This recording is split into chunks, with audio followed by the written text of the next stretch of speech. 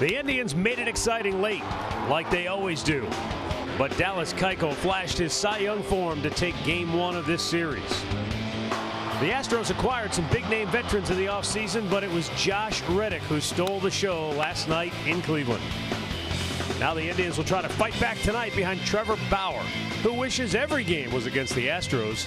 Next on Sports Time Ohio.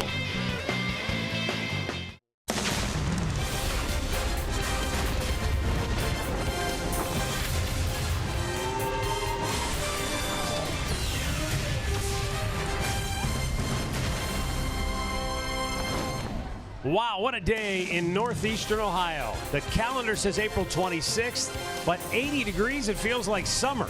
And tonight it's the Indians and the Astros, Game 2 of their 3-game series. Hi again, everyone. Matt Underwood alongside Rick Manning. Trevor Bauer gets the start tonight for the Indians, and when he pitches against the Astros, he never loses. You know, every player has a team that he likes to pitch against or hit against. And for Trevor Bauer, it certainly is the Houston Astros. He's had his way, whether he pitches here or whether he pitches in Houston, it doesn't matter. A good combination of fastballs, changeups, and breaking balls in his 5 career starts, 5-0, an ERA of under 2. You can see they're hitting just 177. It'll be a little different lineup he's going to face tonight, but I'm sure Trevor looking forward to it. Well, and he may need to be just that good in order to win tonight, because the guy he's going up against, Lance McCullers, he's proven to be a pretty good number 2 punch behind Dallas Keuchel. And I'll tell you, his secondary pitches are his keys. He's a slider master. When you talk about good sliders around the American League, he has one of them. Our own Corey Kluber with one. And I mean, it's a nasty pitch, but his changeup has come about. Look at Kluber's slider, a lot like McCullers. You'll see it's hittable, and then by the time it gets to the plate, it dives out of there. Not only there, Chris Archer, a guy down in Tampa, who's got a nasty slider. Now you see it, now you don't. It goes straight down into the strike zone. So McCullers is going to need that slider against the offense for the Indians. He's also added a changeup. This guy is tough. So hopefully he's not on his game. He's undefeated right now. His ERA is up there. He's a strikeout artist. We'll see if the offense for the Indians can really handle him. Sounds like a similar game plan than the one they had last night. Didn't work that well, but you've got to make him bring the ball up to have any hope for success. We'll be back with tonight's first pitch coming up. We'll also check in with Alan Jensen, and we'll hear the latest on the Astros injury news from Andre. It's all straight ahead.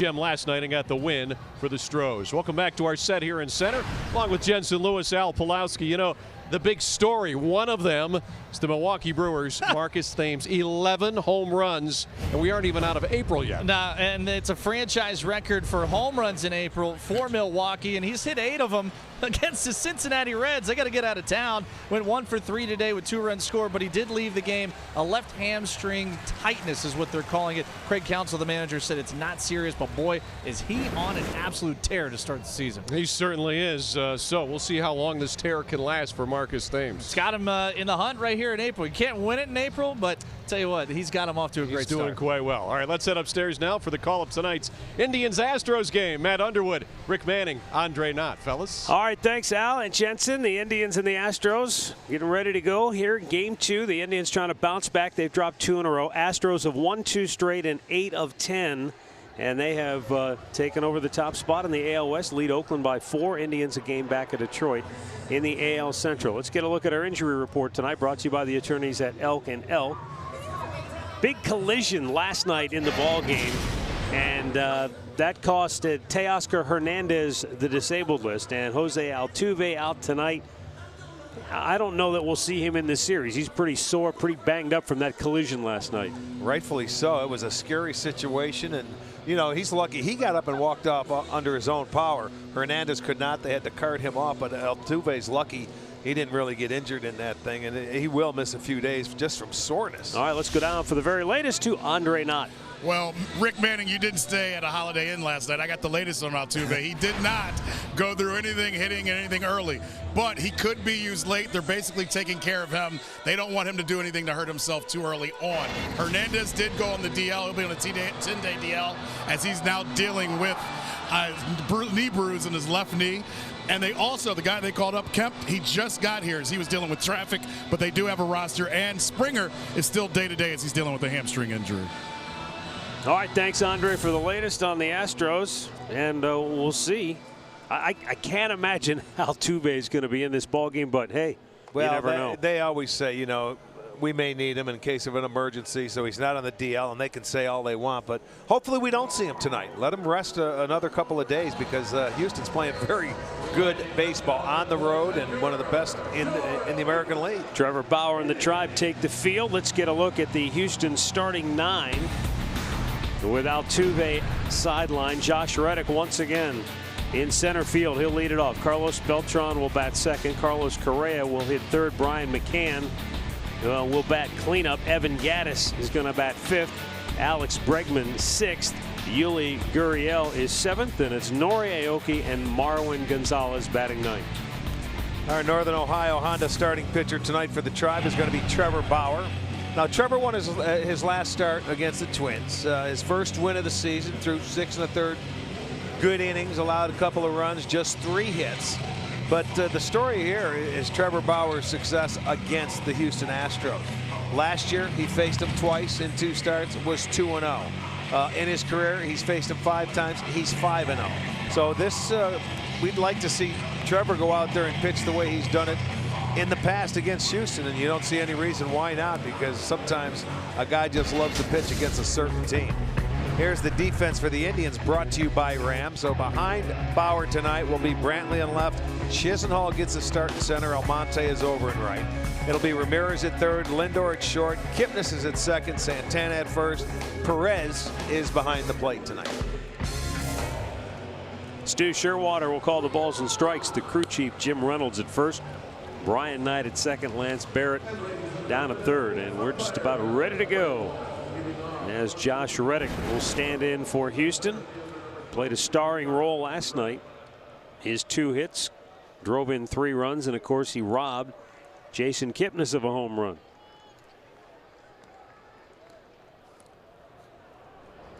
Trevor Bauer ready to go.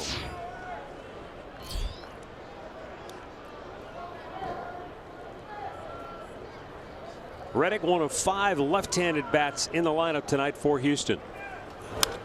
Swings at the first pitch, a fastball on the inside part of the plate, and fouls it right back. Yeah, you see that leadoff hitter, you see that search that first fastball he did, and he fouled it straight back, so he's being aggressive early.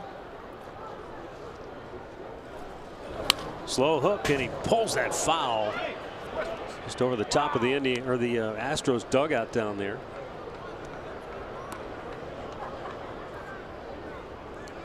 So 2 quick strikes. He swung at the fastball. He got the slow hook. He swung at that too.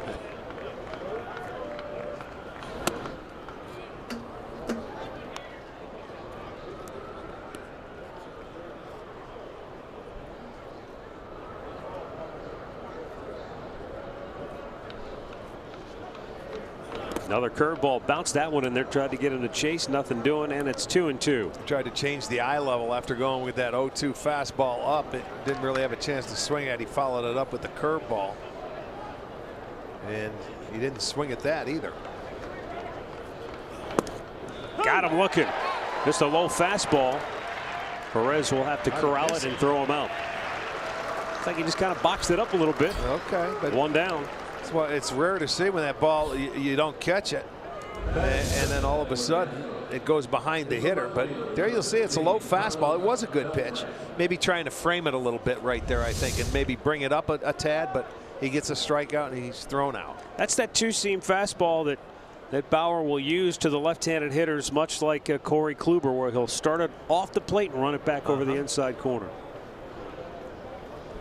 Carlos Beltran looks at a 4-seam fastball. It just missed inside. We saw that 2-seamer last night a lot from Dallas Keuchel. Ground ball. And with the shift on, this is Francisco Lindor, who throws him out. 2 down. Hitting third for Houston, number 1, the shortstop, Carlos Correa. Just another beautiful night for baseball here in Cleveland. I can't believe this is April. 82 degrees. It's a little scary. I mean, it's so warm that the scoreboard doesn't believe it. The scoreboard is showing 62 degrees. It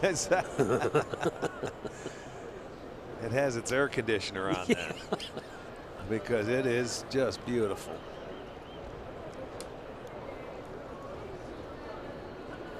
Carlos Correa takes a look at a fastball at the knees on the outside corner. Bauer showing good command here right out of the gate.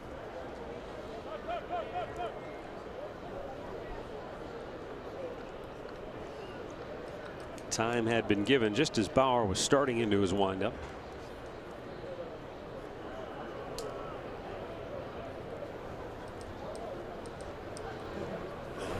High fastball, couldn't get him to offer at it, and it's 1-1.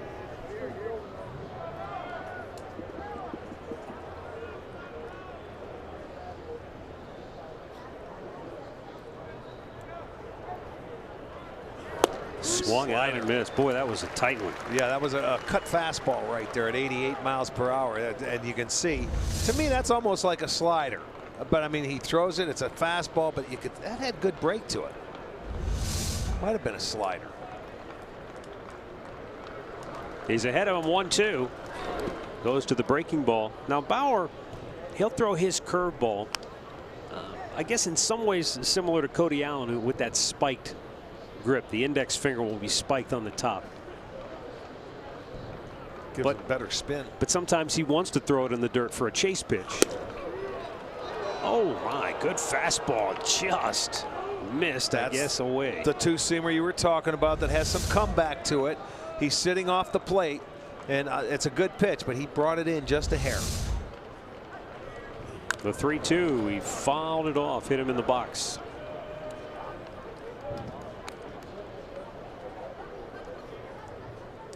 Yeah, sometimes for Trevor, he'll want to throw the curveball for a strike. Sometimes he wants it to be a chase pitch.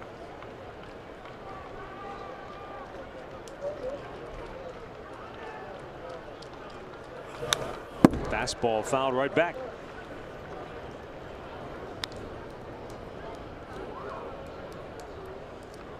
Pretty good at bat for Correa, who came in struggling. He had 2 hits last night, and that gives him 3 hits in his last 27 at bats. The 3-2 breaking ball swung out and missed. Bauer strikes out a pair. The Indians are coming to bat.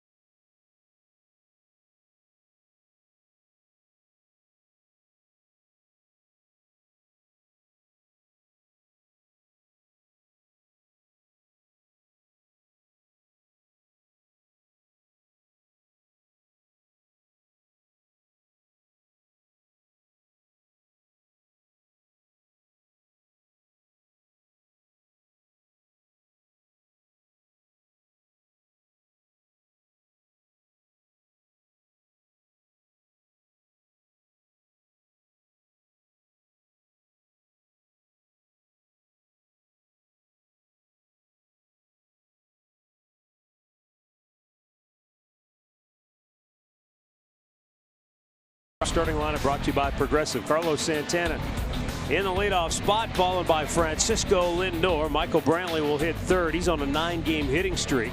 Edwin Encarnacion, Jose Ramirez, Jason Kipnis in the middle. Lonnie Chisenhall, Abraham Almonte, Roberto Perez rounding it out. Lance McCullers Jr., the Northern Ohio Hyundai starting pitcher for the Astros tonight. The second youngest starter in the league. He's just 23 years old. Coming off probably his best start of the year, where he went 6 2/3, gave up just 3 hits, had 8 strikeouts. And this guy has swing and miss stuff. Good slider, good changeup, and also very good fastball.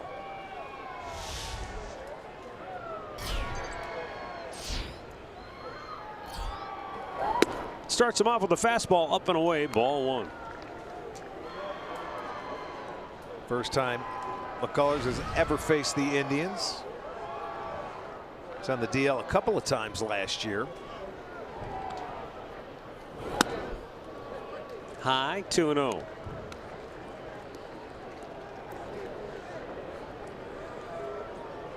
Look at him, he is unbelievable at home. That's a drastic difference. Yeah. And that the Minute Maid, it's not an easy place to pitch in. You know, that's a good hitter's park. But he seems to dominate there.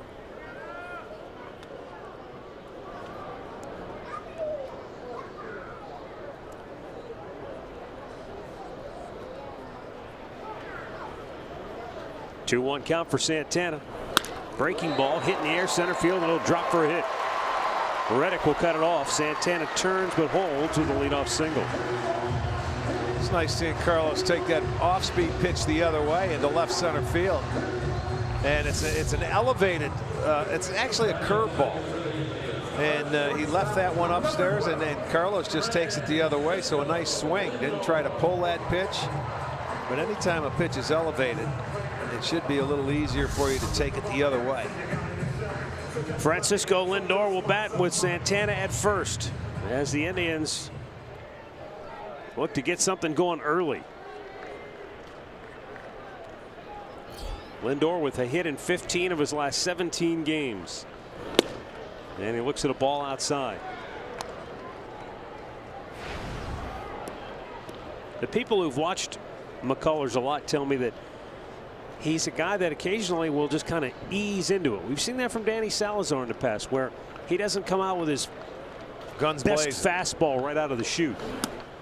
And they said, you know, he may be 92 to start, and then as the game goes on, he may get 95. Well, we saw like Verlander do that. Not this year, you know, maybe in the past.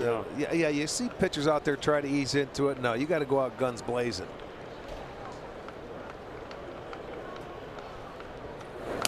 Missed up high. He's having trouble locating anything right now. Fastball, breaking ball. And when he has trouble with his fastball early, usually he goes right to that curve, slider, whatever you want to call it. It's a ball that moves a lot and is very difficult to hit. Well, reliable. He trusts that pitch, and it's probably a curveball. You know, as much break as it has to it. 3-0 count for Lindor. And he walks on 4 straight, and even McCullers took a double take at home plate umpire Stu Sherwater. Let's set the Astros defense, brought to you by Wendy's. It'll be Beltran in left. It'll be Reddick in center. Aoki is over in right. It'll be Bregman at third. Correa at short. Gonzalez is at second. Gurriel is at first. McCann doing the catching.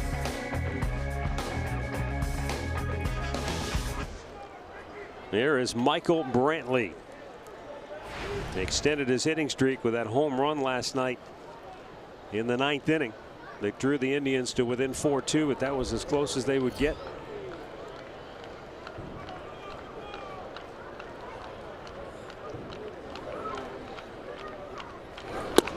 There's a breaking ball in for a strike.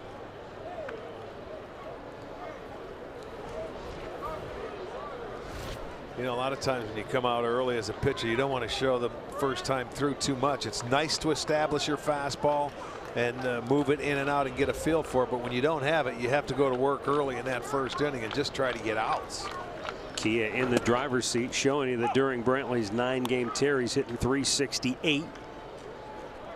He's also scored 10 runs, and he's driven in 7. I'll come back to what you were talking about. He's having a tough time throwing. What did he go back to? The first 2 pitches were curveballs for strikes.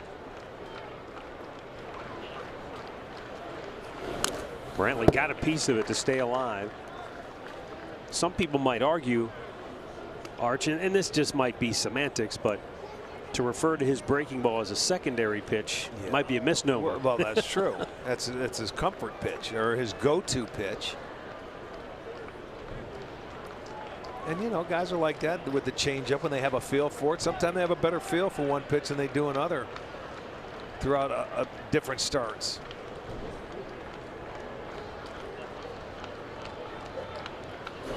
Another breaking ball hit pretty well, deep center. Back is Reddick on the run. He's at the wall and he can't make the play.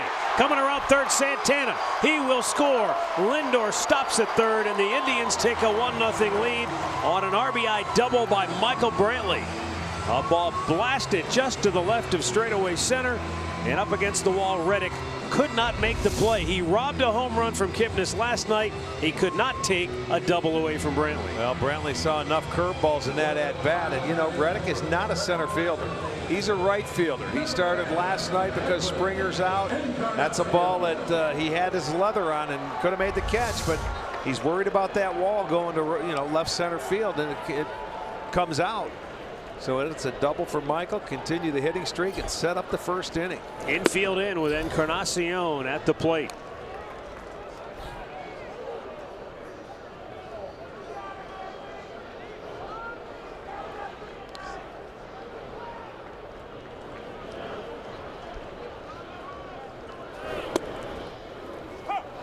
Reddick, good effort on that ball. It's just a little different position when you have to run that far in center. I want to ask you something else about that play when we have a moment here, but right now Encarnacion trying to deliver a big blast early. Fly ball to deep right. Aoki backpedaling, makes the catch. Lindor will tag and score. Brantley will tag and go to third. A very good at bat for Encarnacion to make it 2-0. That to me is a great at bat right there, because you move both runners. You get the run in from third, you move the runner from second to third, nobody out, and it gives you an opportunity now to put that third run on the board in the first inning. So a good at bat. 8th RBI for Encarnacion on the sacrifice fly, and the Indians now 7 as a team.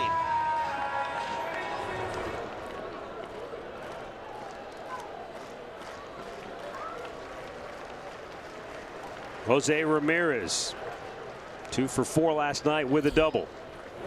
Takes up and away. Why is it more difficult as a center fielder, outfielder in general, when you've got to catch a ball that's across your face? You've got to reach the glove across your face. Well, that's because you got to backhand it, and you don't really get a good look. You're running away from the ball looking up. You may only get one eye on the ball. Ramirez bloops one left center. That'll get it That's done. going to get deep enough to get it in. And Reddick can't make the play again. And that's going to score Brantley as Ramirez flies into second base with an RBI double to make it 3-0. Well, he's getting tested out there in center today. Ramirez, it's the job done. Reddick had to go a long way for that one. And it's slicing away a little bit. You'll see it. He gets a good jump on it, has a beat on it. It's going away, and he dives and can't catch it. Cannot hold on. Good effort. Ramirez will be credited with a double. That's a long running catch there. Tough play. So here comes Ramirez with a big base hit.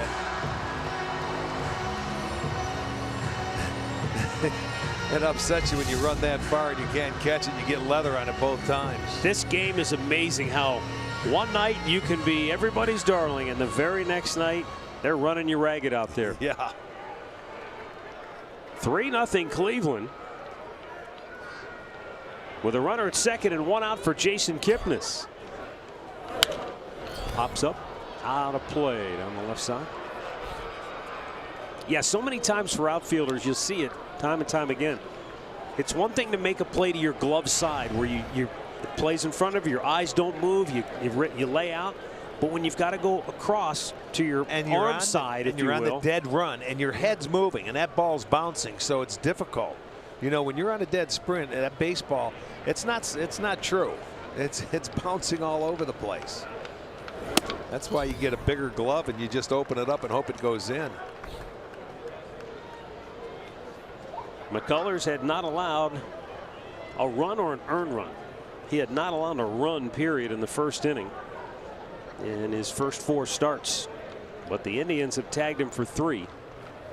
And that's shot foul. Look out. Well, I'll tell you one thing. It seems to me they're sitting on that breaking ball and they're not trying to pull it. They're staying with it. You see Brantley, he saw a couple in his at bat. Ramirez is doing it, and Kipnis right there. Well, as you pointed out, he didn't have command of his fastball early. He went to the breaking ball, and it's almost like those hitters were just in a feeding frenzy.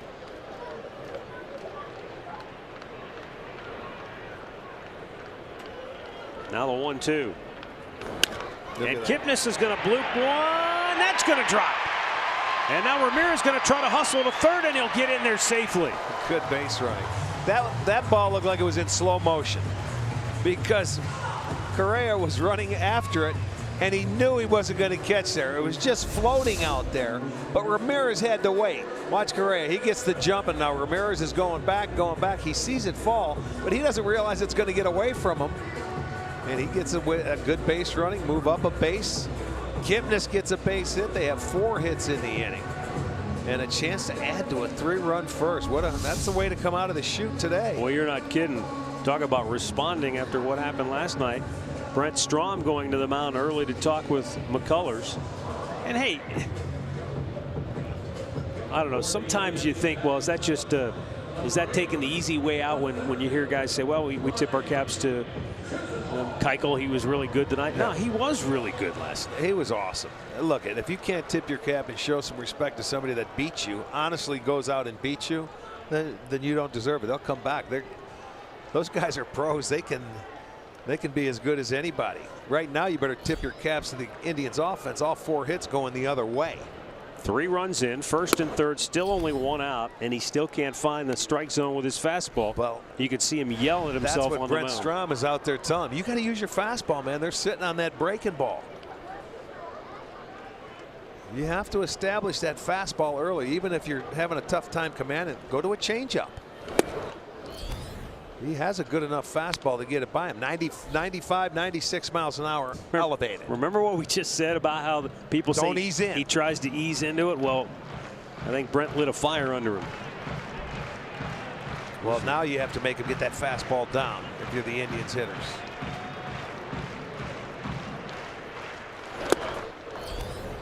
And he is throwing some serious heat in there now. 1-2.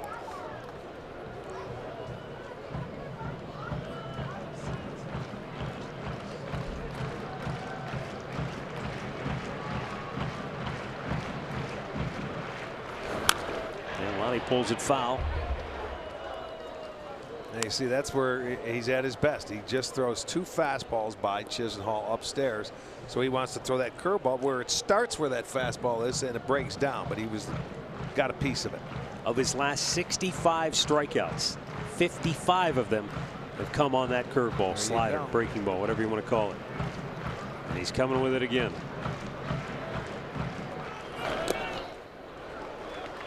Well, McCann threw the fastball sign down there. McCullers didn't want it. He wanted a strikeout pitch, and he needs a strikeout here to keep that guy at third. There's only 1 out still. He's trying to save a run. Indians already 3 on the board. They want more as Chisenhall awaits the 2-2. Broke his bat. They get 1 at second. On to first. They turn the double play. Nicely done by Correa. And that will end the inning. But Michael Brantley gets the scoring started early with an RBI double. Jose Ramirez puts one on the board. It's 3-0 Cleveland.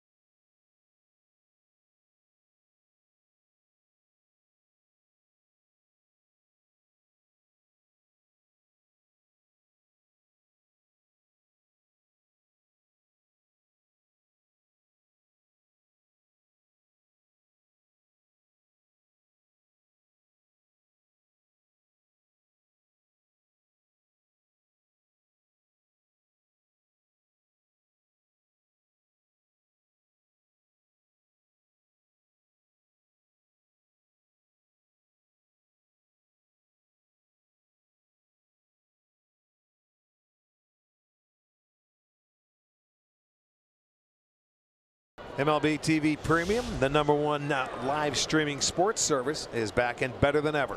Watch every out-of-market game live at home, in the office, or on the go for just $19.99. Visit MLB.tv for the details.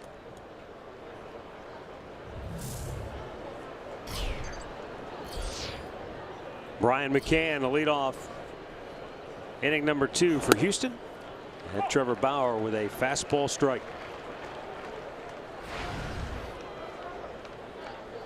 McCann 0 for 4 last night.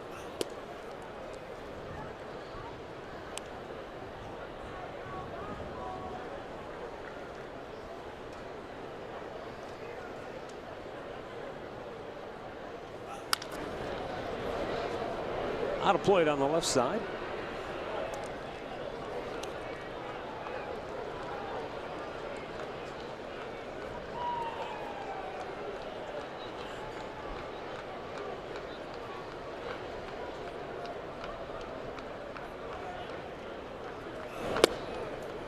Try to go with that big curveball, just a bit off the dish. That time he didn't try and get him to chase it. He tried to wrap it around the outside corner and have him give up on it.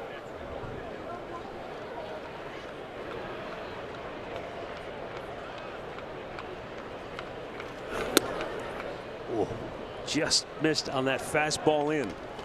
Well, they're good pitches, but they're just off, and you know that's you got to keep throwing those. He's ahead in the count. Slowly chopped. Ramirez with the shift on takes care of that one away. Storylines tonight brought to you by Wayside Furniture, and Jose Ramirez continues to shine no matter where he plays defensively. And for Houston, obviously we saw it in that first inning. Lance McCullers, his secondary pitches, which became his primary pitch in inning number 1. Evan Gattis.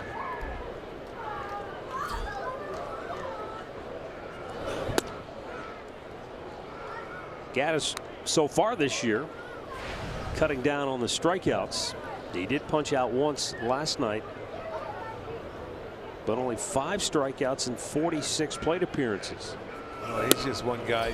I mean, he looks dangerous at the plate. No gloves, sits in there in that crouch. And we saw him, I think it was off Trevor Bauer here a couple of years ago, hit an eye-high fastball into the home run porch. If you remember, he had 2 strikes and Bauer went, oh my goodness. That guy, it's a little crazy, but he's great strength. Pulls it, foul.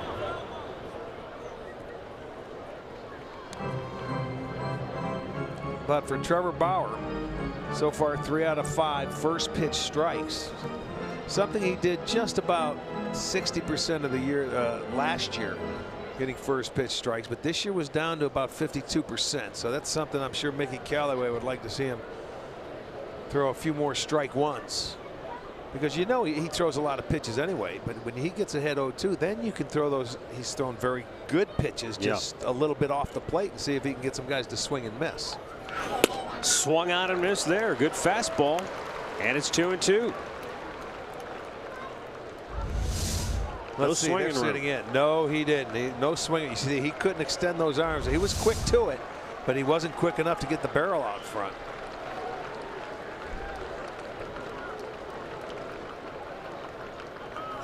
Swung out and missed. He threw the fastball by him upstairs. 3 strikeouts for Bauer, 2 down in the inning. Comes right back after going inside. He elevates the fastball away. 2 good pitches on both sides of the plate. 1 in and now 1 away, and he was tardy on that one. So he was actually tardy on both pitches. The first one in and that last one away. Nice job of locating your heater. Alex Bregman.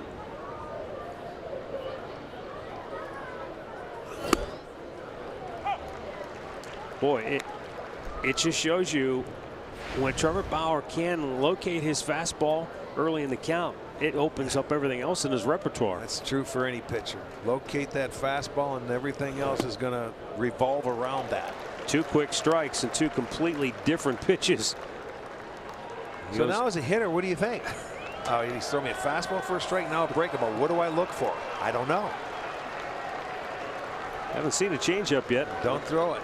Looks like another fastball. That's right. Blew it by him. Beautiful. Trevor Bauer, 6 up, 6 down. 4 strikeouts through 2. 3-0 Cleveland.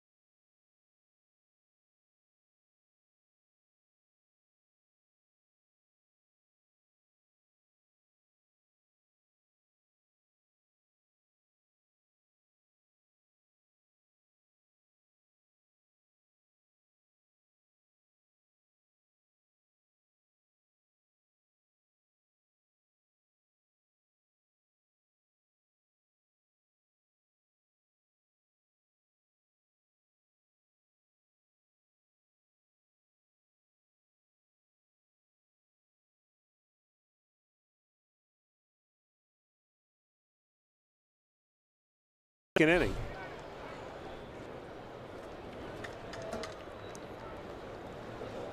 Abraham Almonte going to lead it off.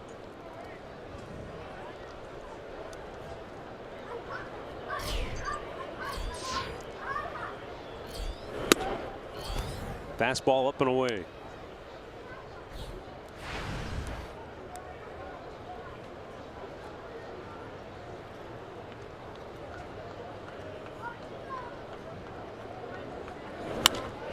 Popped him up. Correa backpedaling, called off, and it's caught by Beltran, but it wasn't exactly a routine play. Well, it was a late call, although it's the right call. Correa could have been out there to get it, but he heard Beltran calling for it, so he must run in and take it. You know, you see him running in. He had to stretch, but it doesn't matter as long as you catch it. That's a better, easier play for an outfielder. But boy, we remember when this guy was a tremendous outfielder early in his career. Yeah, he just turned 40 on Monday, but he could go get him. Had a great arm. He's a tremendous athlete, good player for a long time. Roberto Perez looks at ball 1 outside.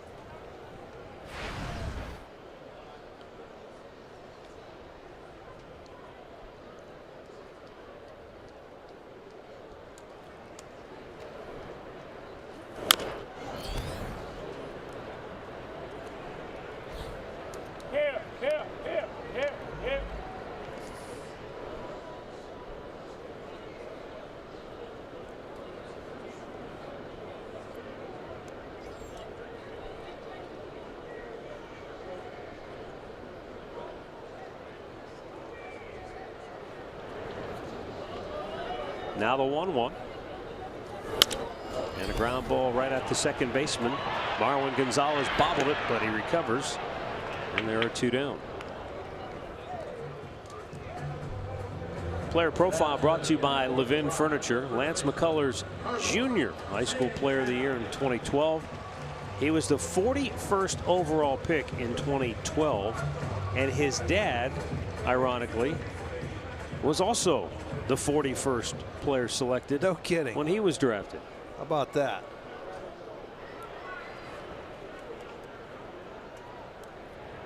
That senior from 85 to 92, so I had to see him around somewhere. Well, let's see. I know he played in the National League. San Diego, New York. I think he was in the National League when you were still playing. By the time he came to the American League, you were already Adios. You were already doing TV. 89, 90, and 92 he pitched in the American League. Okay. But I thought this was interesting. I always find it kind of fun to go back and look how guys got to where they were. He was drafted by the Phillies in 82. Down low. And then the Phillies traded him to the Padres as part of a big package in the Sixto Lezcano deal. Oh, yeah. Remember him? You played against him with Milwaukee. Yeah. Sure do. 1-1 pitch. Several years later, he was traded by the Padres with Stan Jefferson, who played for the Indians at one time, Stanley Jefferson, to the Yankees in the Jack Clark deal. Okay. And then he got to the Tigers in exchange for Matt Noakes. The 1-2 pitch. Now you're refreshing my memory. 1-2-3 go the Indians. Lance McCullers regains his form, but the Indians lead it 3-0 through 2.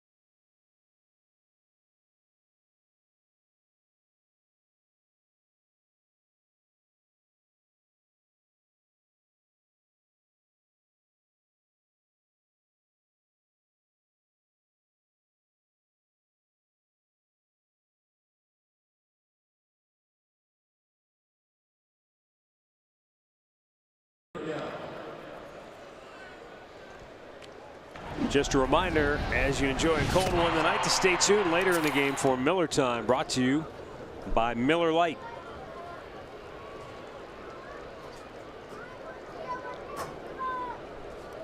Michael Brantley, an RBI double in the first inning, part of a 3-run burst for the Tribe. Trevor Bauer goes to work here in the third. Yuli Gurriel leading it off. He had 3 hits last night, and in his at-bats he saw 27 pitches. Well, one thing about this Astros lineup, they don't chase a lot of pitches out of the zone. You know, they make you get in the zone and throw strikes. They'll foul some pitches off to make you work, and they don't chase a lot, but they can hit the ball hard when you get it around the strike zone. He slowed it down. Kipnis has to hurry, and he pulled him off the bag. And it'll be an infield hit for Gurriel.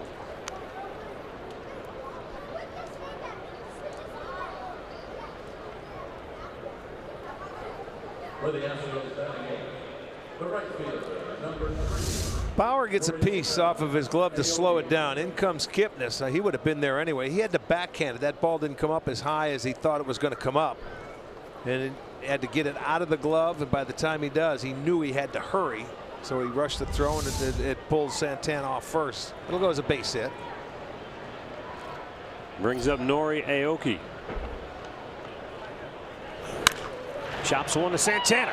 Goes to second. There's one. Back to first. Double play. Well done by Bauer to get over there in time. Santana got rid of it quickly to Lindor, and Frankie with a good feed back to Bauer.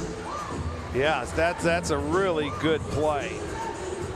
Because, you know, you hate to lead the pitcher over there. It's a tough lead. But Bauer did a great job to hustle and get over there, and it made Lindor a very easy throw. That's the 31st ground ball that Houston has hit into. And look at Bauer get over there in a hurry. Nice job, Trevor. 3-6-1 double play. Not an easy one to turn. And with 2 down, here's Marwin Gonzalez. Gonzalez in the lineup because Jose Altuve is out. He's listed as day-to-day. He had that collision in right field last night with Teoscar Hernandez. Altuve, as you so perfectly pointed out, got clotheslined inadvertently, but that's exactly what happened.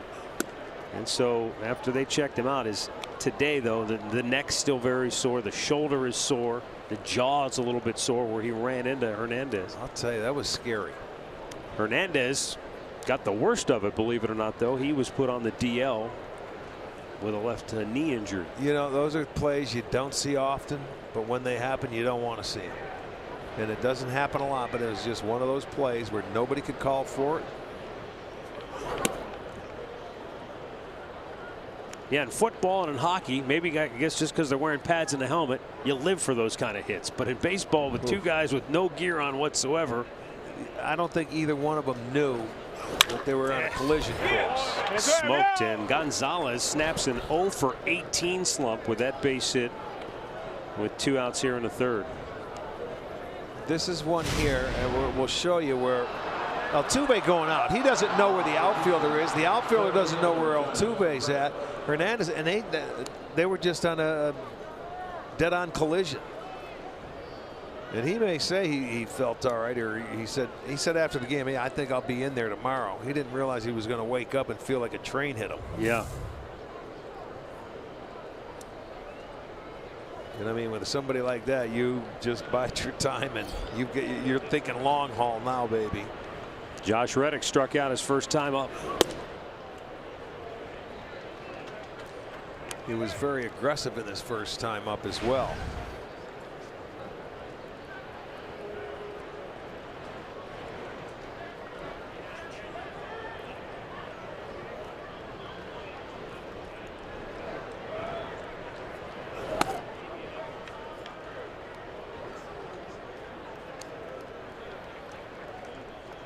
Bauer has been ahead of just about every hitter, but now behind Reddick 2-0.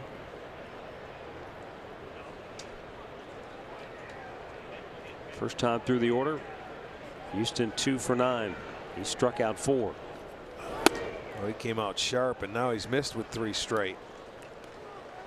But Trevor, you know, so far innings 1 through 3, he comes out to an ERA of 1. He's been bothered in innings 4 through 6. But just get this out, put another 0 on the board.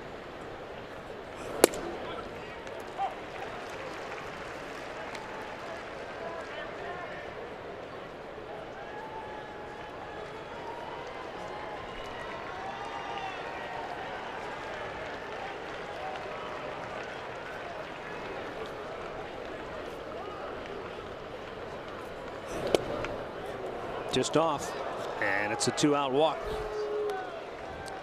So 3 have reached in the inning. But with 2 down, Carlos Beltran to the plate.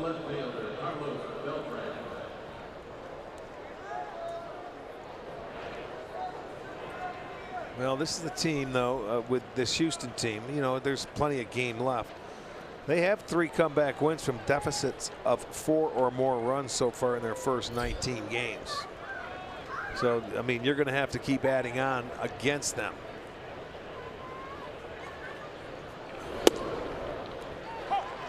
Took a little off, gets it in there for a strike.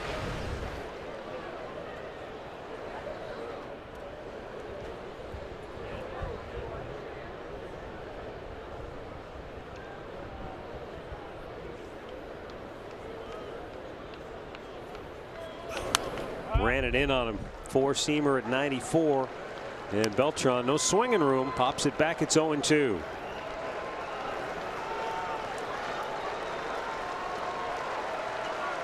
Beltran still dangerous, even down on the count 0-2.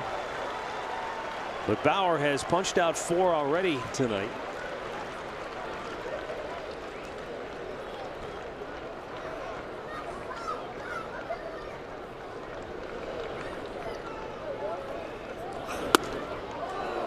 Just missed high. And Beltran, the veteran eye, able to lay off.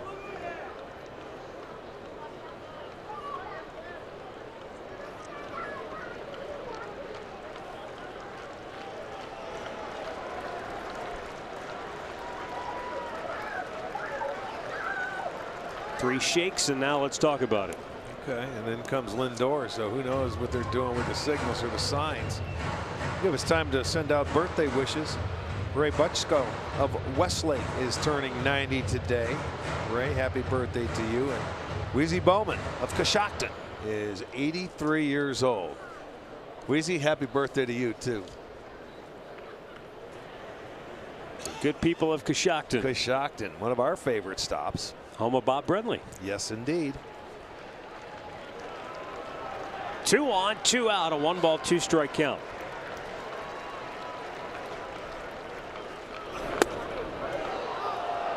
And he just missed again.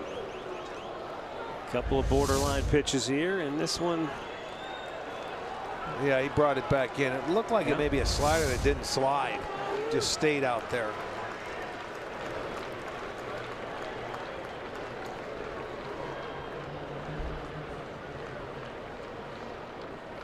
Now the 2-2 came with a big curveball, and now he's run the count full.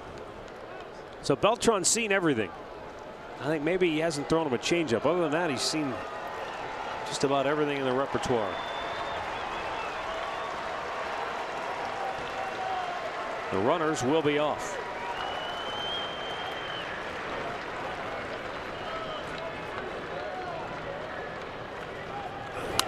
And a foul back.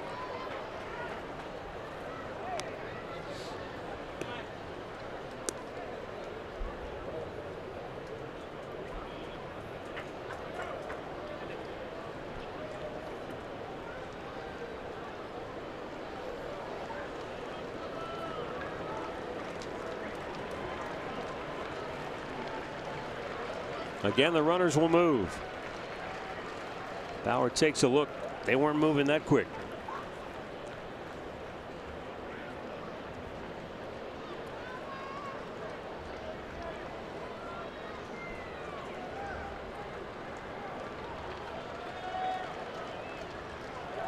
He's had difficulty throwing the off-speed pitches for strikes in this at-bat. Well, ever since he's had a base runner, he's really slowed down. His rhythm and tempo were great, but nobody on base.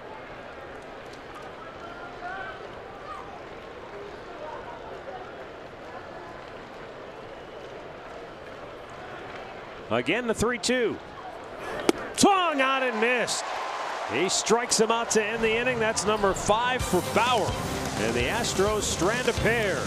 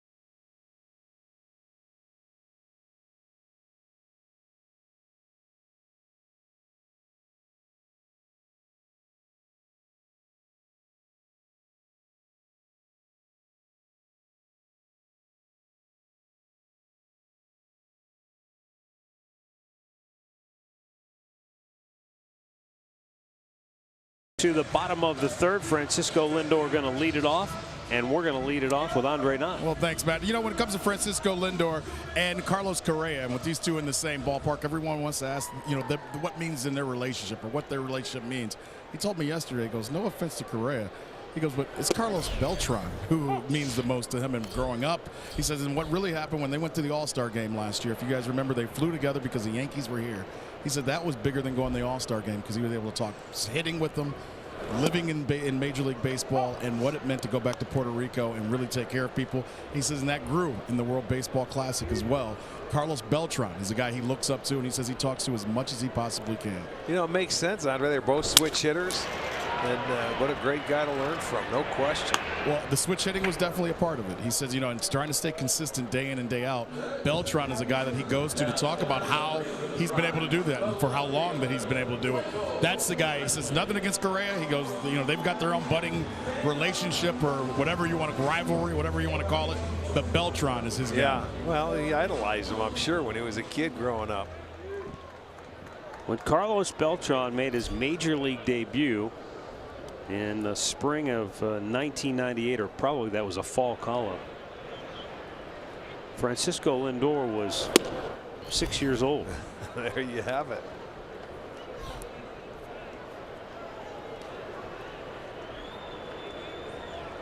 So I mean, you can understand. It's a, you yeah. look at that guy. I mean, yeah, he's on top of the mountains, you know, for as long as he's played and as good as he has been. Remember when he went from Kansas City over to Houston in the postseason, the postseason that he had that year, how good it was. I don't know if it could be any better. He got so hot, it was like all America was captured by it.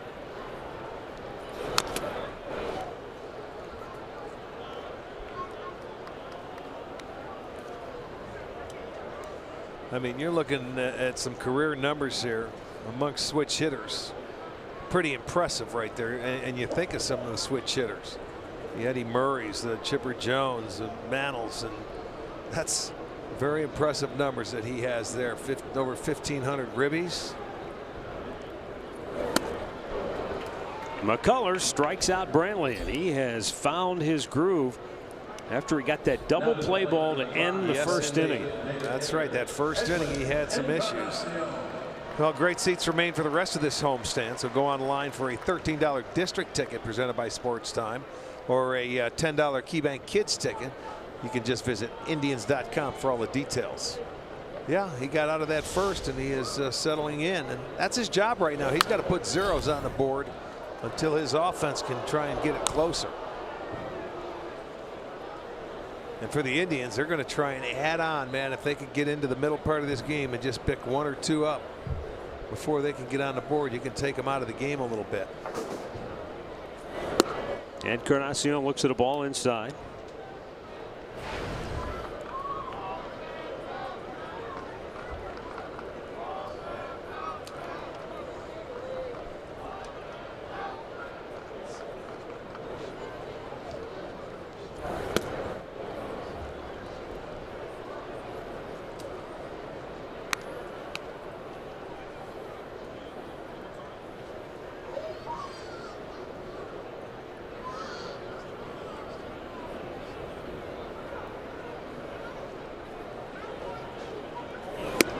Threw it by him. He's not messing around now. He has retired 7 in a row. He has struck out 3 on the night, but the Indians lead it 3-0 through 3 in Cleveland.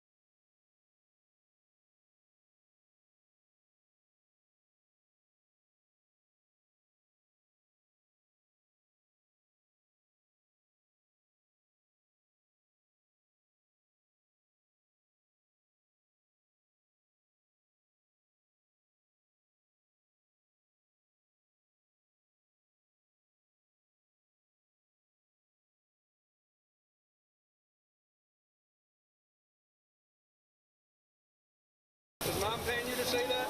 Yeah. All right. You got to pour a little beer on him, and you're right at home.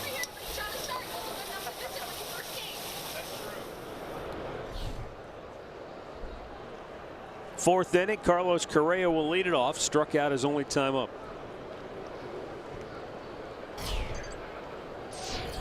Trevor Bauer, perfect through the first two. Gave up a couple of hits and a walk in the third, but worked out of it.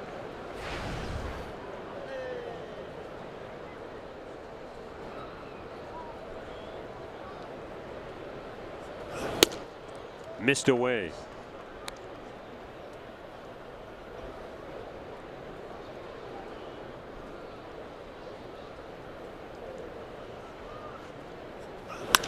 That fastball drilled to center.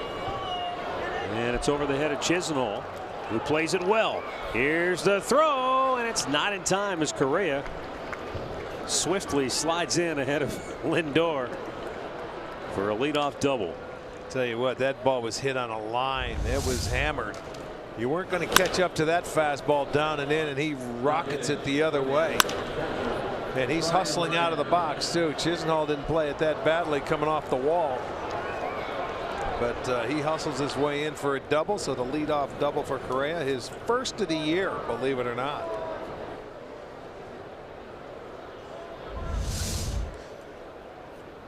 So McCann comes to the plate with a runner in scoring position, and he's the best hitter in the American League with runners in scoring position so far this year. He's 5 for 10.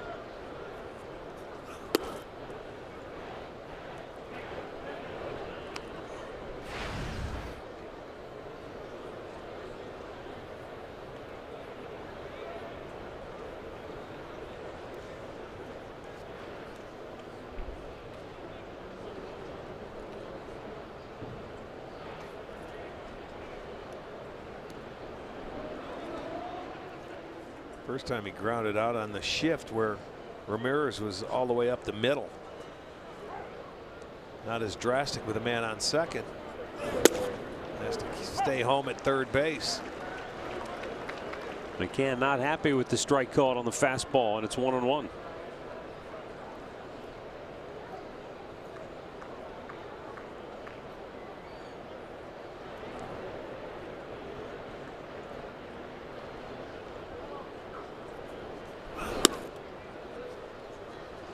Two balls and a strike.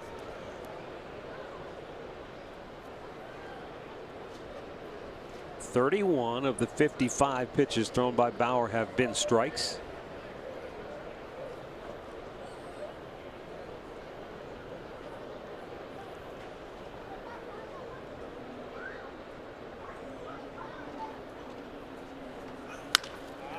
To center. That's not good to get the job done. Oh yeah, it will. He's running away from it. Correa tags, and he'll make it to third with one out. It was deep enough, and a good tag up there because Chisenhall sort of running away from the play in center.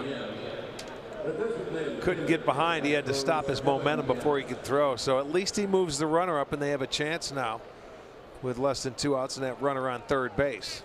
Let's go down to Andre. You know, guys, when a guy like Trevor Bauer in his last start against the White Sox had a tough 5th inning that he was able to get out of. He feels like his curveball is his best pitch, his plus pitch, but it got him in trouble the first 2 starts of the season.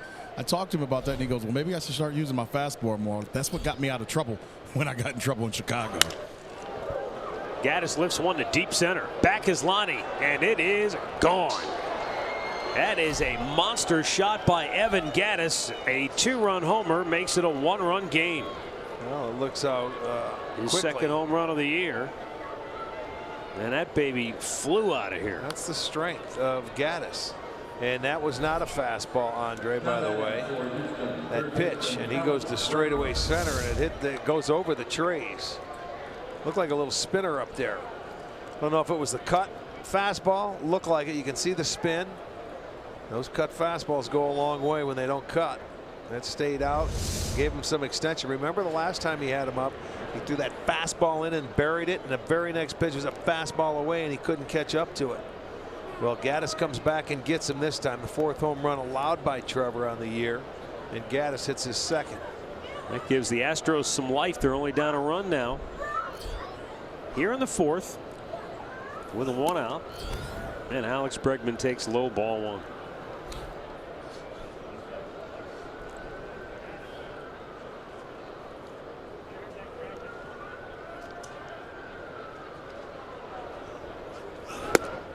There's a good fastball in for a strike.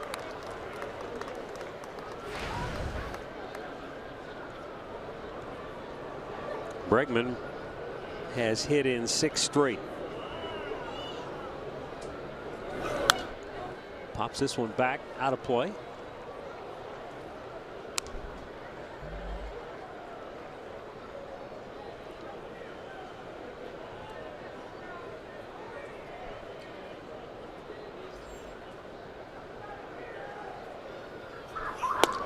Painted the outside corner with a heater. Yes, he did. He comes right back and fires that heater outside edge. 6 strikeouts.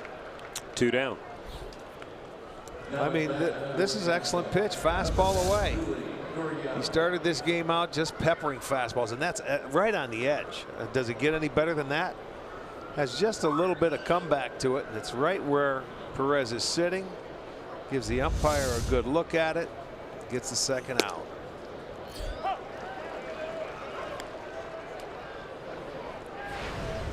Yuli Gurriel, 4 for 5 in this series. Fouls this one back.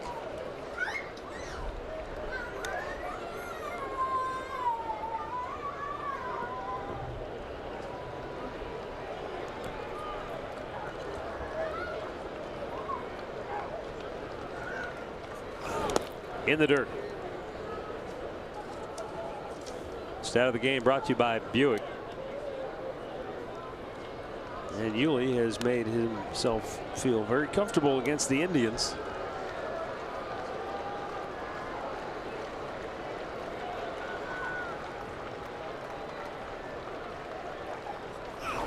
A little high. 2 balls and 2 strikes.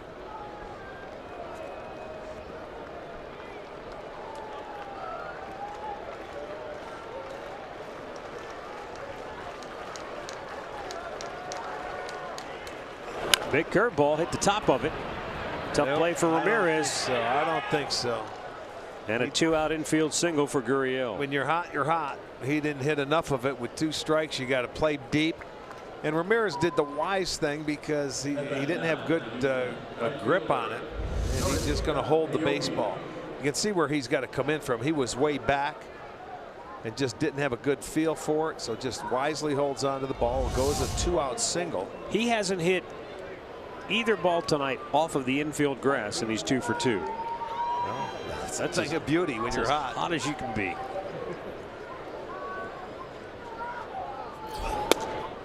Nori Aoki takes ball 1. Aoki grounded into a double play in the 3rd.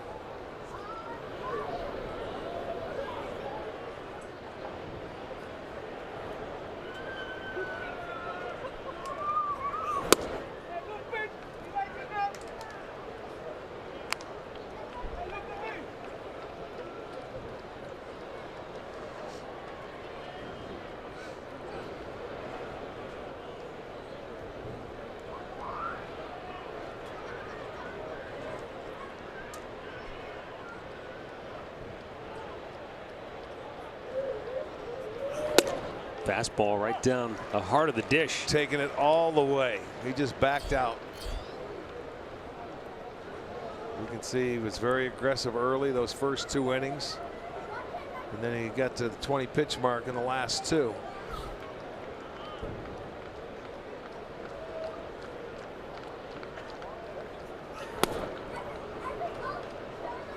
Three balls and a strike.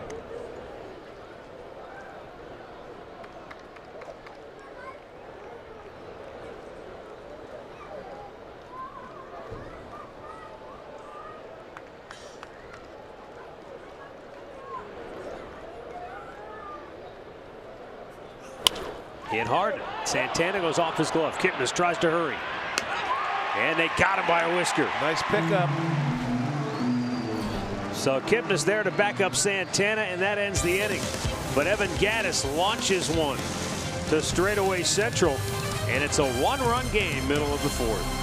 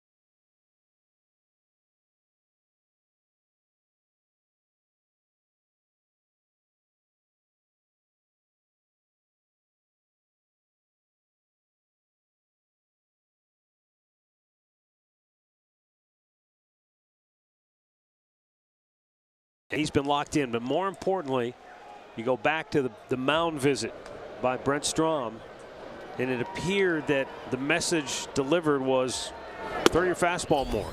He's gotten back to throwing his fastball, and it's gotten him on track. Well, it certainly has. The first inning, he was 59% strikes. The last two innings, 75% strikes, and he's had 4 straight 0-2, 1-2 counts. So whatever he's doing, he's getting ahead of the hitters now, and he's not going back to that breaking ball, and he's not messing around. He's establishing that heater early in the count. But the Indians didn't let him settle in. They got their 3 in the first, but they're going to have to find a way now, because with that home run by Gaddis, Houston right back in the ball game. 5 of the first 6 reached for Cleveland in the first inning, 4 by hit, and they scored the 3 runs. Since then, nothing doing. Jose had a double in the first inning, an RBI double. Reddick had to dive for it and missed that one, just like he did Brantley's ball going toward the wall.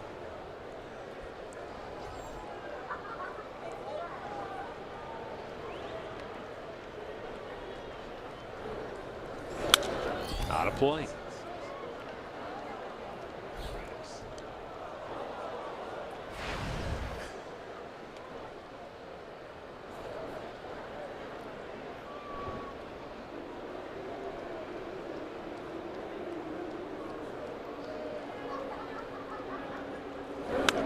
Curveball, and he just spoiled it. Oh, that's a great job to just foul it off. I mean, it's too close to take, and he just fouled it off. He couldn't put it in play, but you live for another pitch. That's what the good hitters do.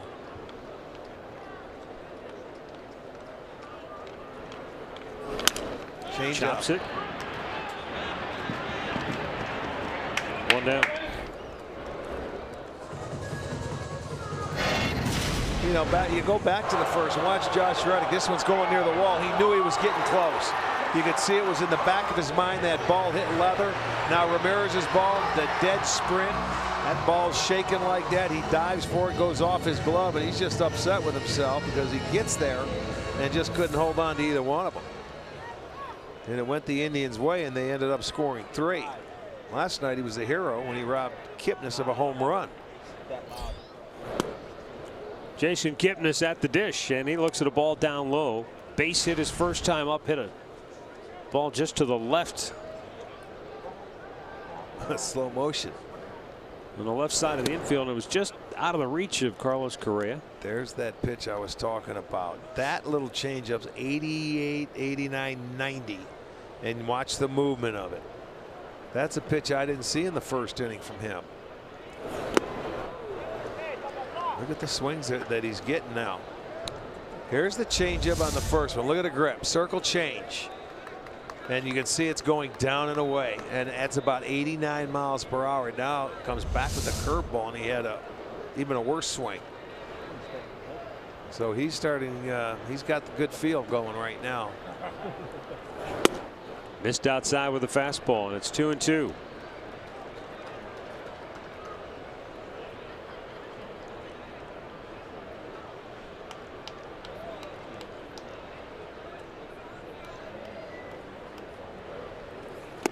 Struck him out with a breaking ball in the dirt.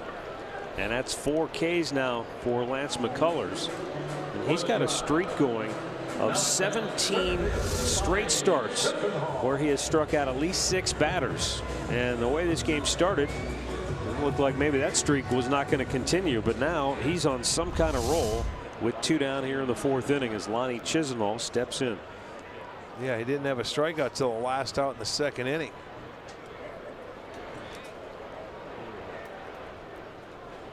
But second time through the order, it's been a different story. He has fanned for the 6th. And his teammates have put a pair on the board.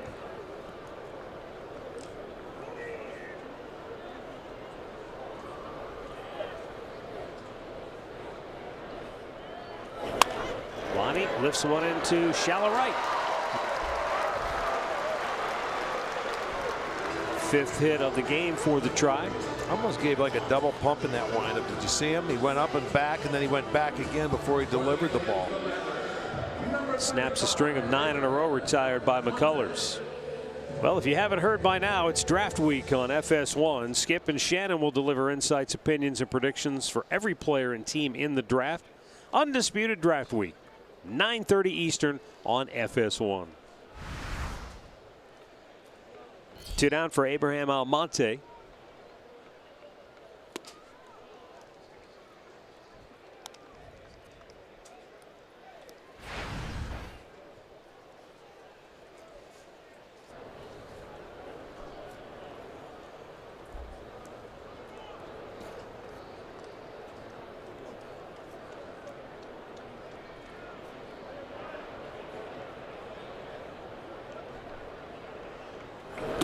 Down on the dirt.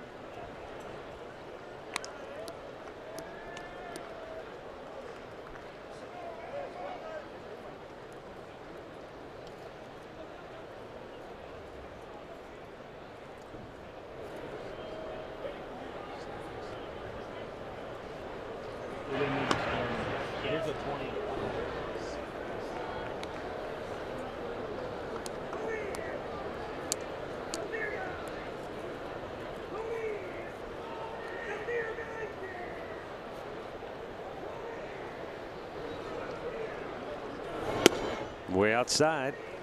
2-1.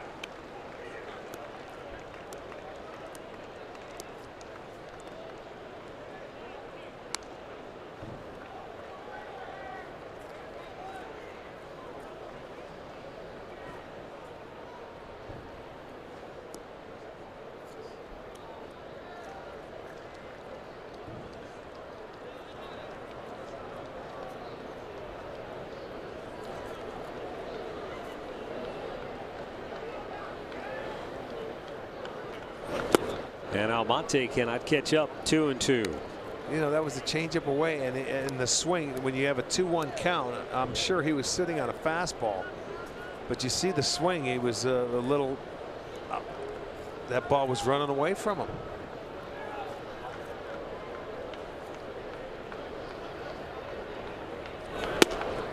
Just hung a little bit. Full count. So Chisenhall will be off at first on this 3-2 pitch to Almonte. Gurriel going to back up behind him once McCullers drives into his windup. And a walk keeps the inning alive. So 2 on, 2 out.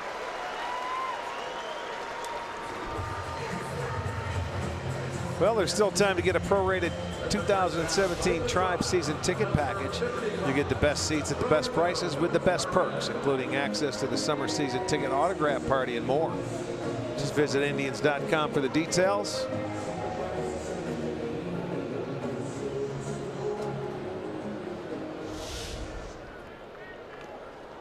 Roberto Perez grounded out. His only time up in the second inning.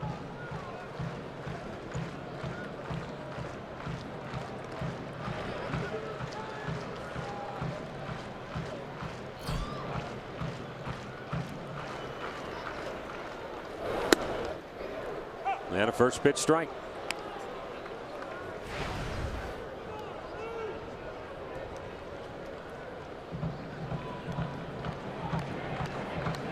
Great shot down the right field line. Second level down there at the corner bar. The 0-1. Buckled him. 0-2.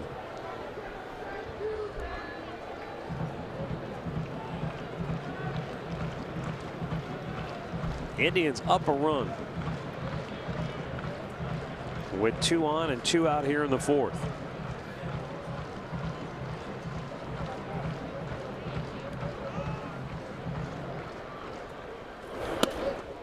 Blowing away.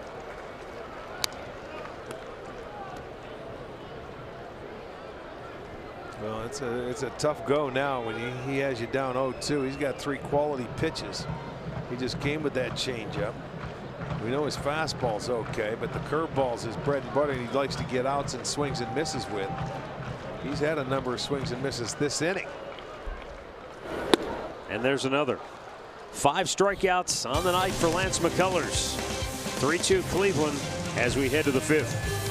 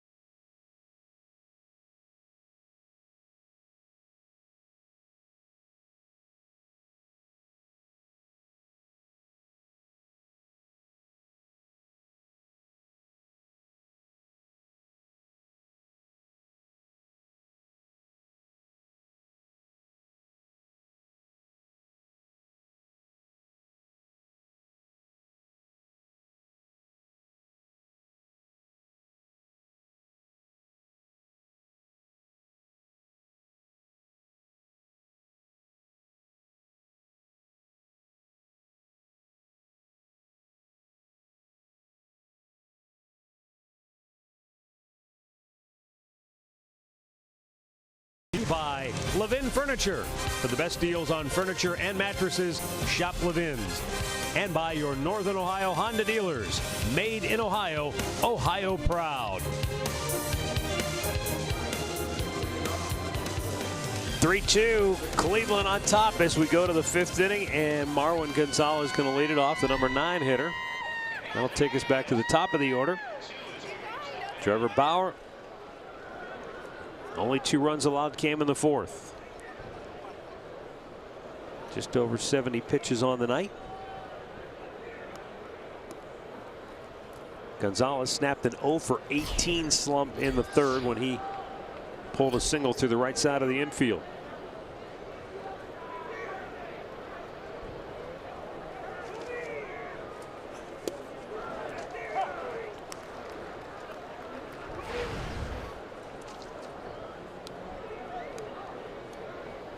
Yeah, and this is the side of the plate that Gonzalez has really struggled. The left side of the plate, we're coming in just 3 for 28.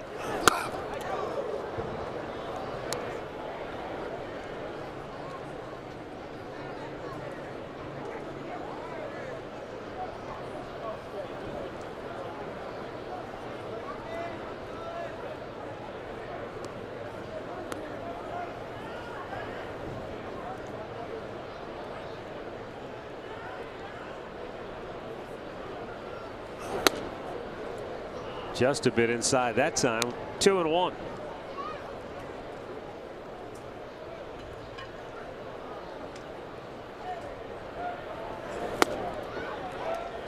There's that spike curve in there for a strike, and it's 2-2. And now Gonzalez is going to take a walk. Get in the box. That's what the ump's telling him. Get in there. It was a strike. See him? Get back in there. You know, it doesn't take much. If he calls it, you can stay right in the batter's box without having to prance around and tell him, I think that ball was outside. You don't have to, you know, walk out and walk around. You can get your point across.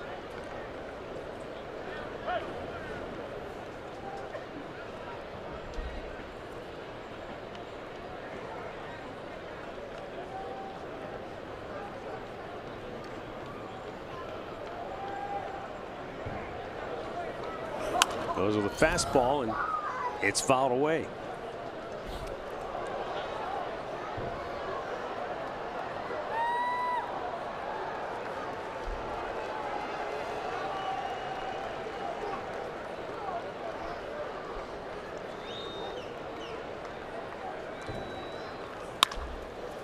Jason Kipnis takes care of Gonzalez, one away.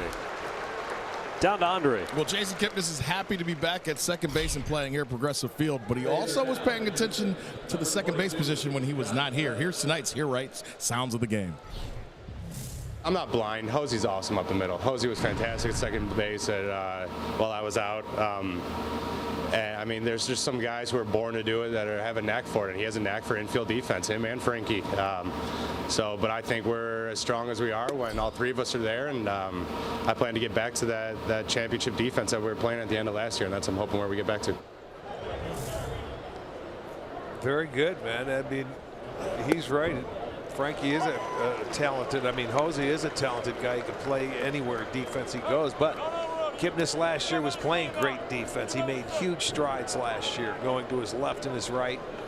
And he's got to get his feet under him this year and get back to that situation, because that's the infield you're going to see out there for the most part as it is right now, I think. Well, Tito said Jose Ramirez, obviously he's played second, third. So I think we could play him at short if we had to as well, and he'd be okay there. Absolutely, he would. In a pinch, I mean, he was just hypothetically saying that the situation arises. You know, I mean, it's one thing to be versatile; it's another thing to be really good wherever they put you. Well, who plays shortstop if Lindor needs a day off? They're going to play Michael Martinez. I'll say that Hosey's better than Martinez is at short. High fly ball. Lonnie says, "I've got it." And he does. 2 down. You notice the way Lonnie communicated, and that I think goes back partly to the World Series last year when he had him and Tyler Naquin and converging. Sometimes you've got to make sure you can't assume, and you may got to be really loud, whatever the case may be. Well, watch. You have time on a ball like this because it's hanging up there. And you can wave them off as well as call it. You can give them the arm signals. You know, when day games it's crowded, when it's high like that. On line drives, a little bit more difficult to do.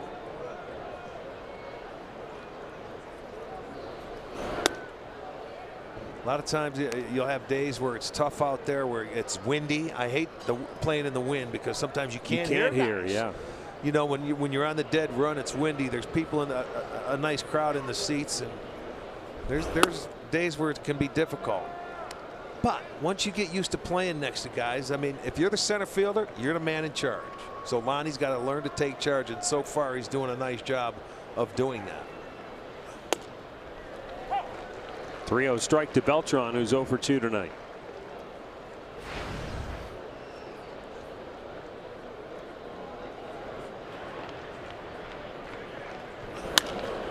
Fouled away. Full count.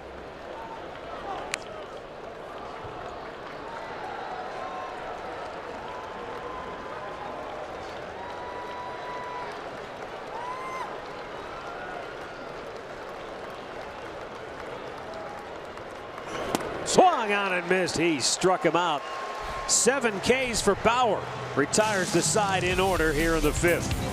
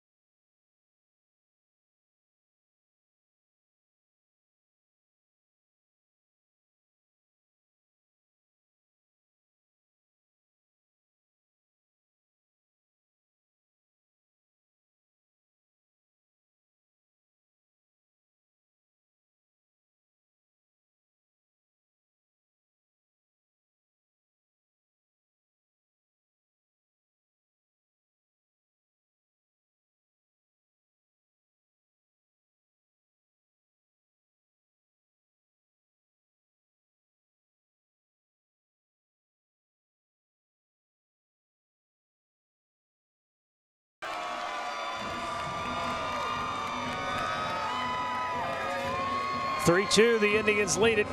Bottom of the 5th, top of the order, due up for the Tribe.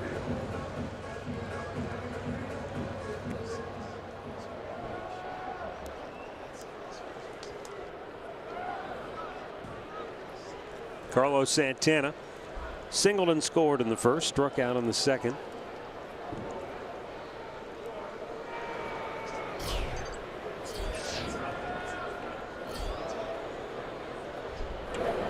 Big curveball misses outside.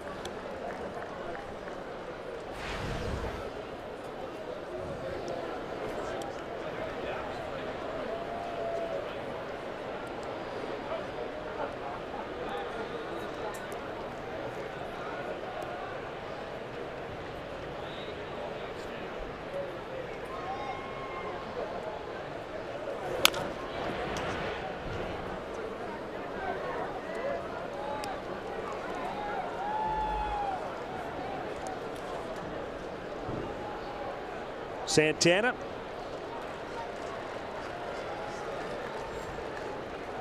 So far this year, that single in the 1st gives him 6 hits in 32 at bats at home.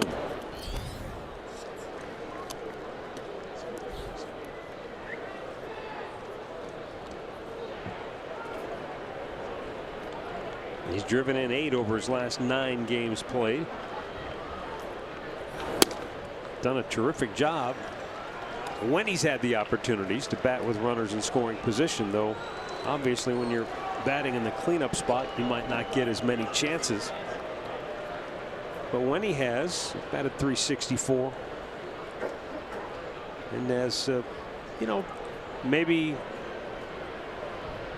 put himself in a position, as that is high for ball 4, to, you know, when and if Tito decides to maybe change the lineup, and if he wants Santana to move down into a run driving in spot in the order, Carlos could do it. He's done it. Oh, he's exactly right.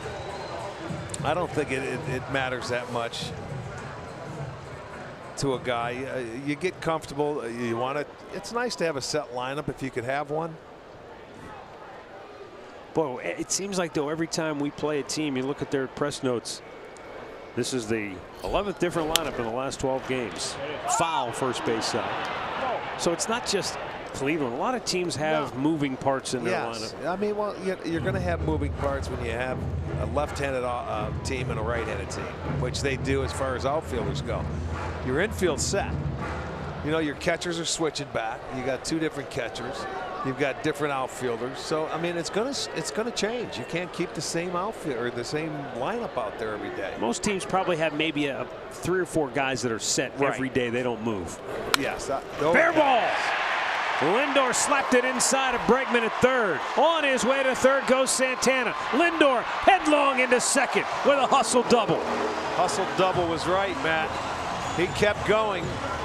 And Beltran out in left field. There's nothing wrong with challenging his arm over there. He had to get to it. He realized he wasn't going to get Santana. But how about the swing?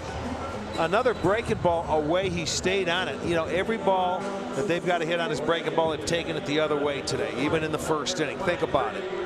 So you have success there. Now it's second and third, nobody out, and a good opportunity to add on, and it's coming at the right time. Houston will bring the infield in. Nobody out. Michael Brantley. He shot a double the other way and drove it off the glove of Reddick up against the wall in left center. Yeah, that's something when you have nobody out, they bring the infield, and usually they wait till they get one out.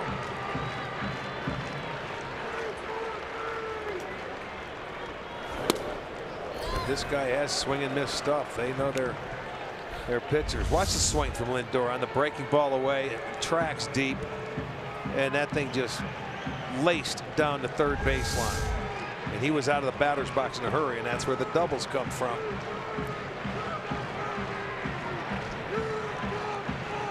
Lance McCullers in the dirt. Nice stop there by McCann. I like Brantley, man. Not much of a stride. He was right there.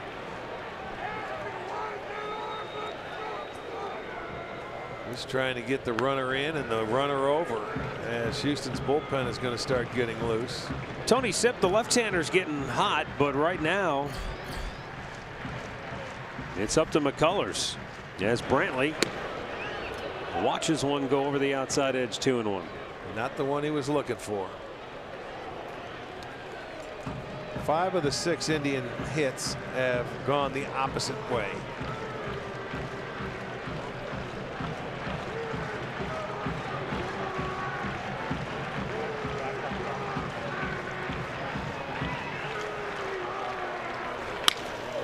And it gets by Correa. Santana scores. Here comes Lindor. He'll score 2. Brantley drives in a pair, and it's 5-2 Cleveland. Must be a theme there going the other way, and the infield in caught him there. It got him that time. They would have had an out and a run would have scored, and they would have had a guy at second base. They decided to bring him in, and it was hit hard enough to get it by him at shortstop. Look, he's on the grass. And it almost looked like he broke up the middle and then went that way, but that burned him that time. So you get 2 runs, and Brantley will drive him in. He gets his 3rd RBI and his 2nd hit. Nice job. Scoring in bunches. That's been a theme for the Tribe here tonight as Edwin Encarnacion looks at ball 1 high. That's a big point in the ball game here, coming back in the 5th. He was getting locked in. The first 3 reached in the first, and they scored 3 times. The first 3 have reached here in the 5th. 2 in, nobody out. The theme here is opposite direction or opposite field as far as the hits go. Double play ball erases Brantley. 2 down.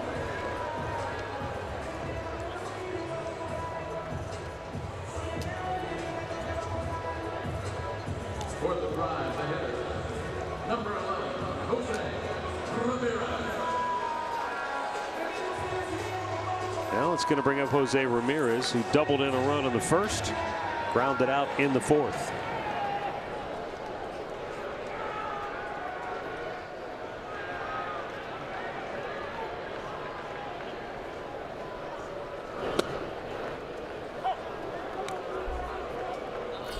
I don't think Hosey liked that call. That changeup down and away.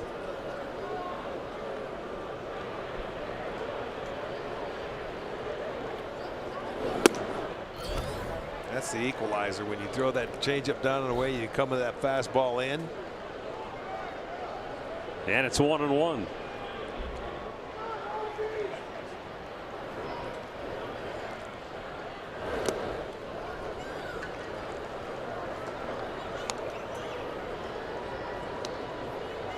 Two down, with the Indians now restoring their 3-run advantage. And the 2-1 on its way to Ramirez. Nice curveball, drop that in, and that'll even the count.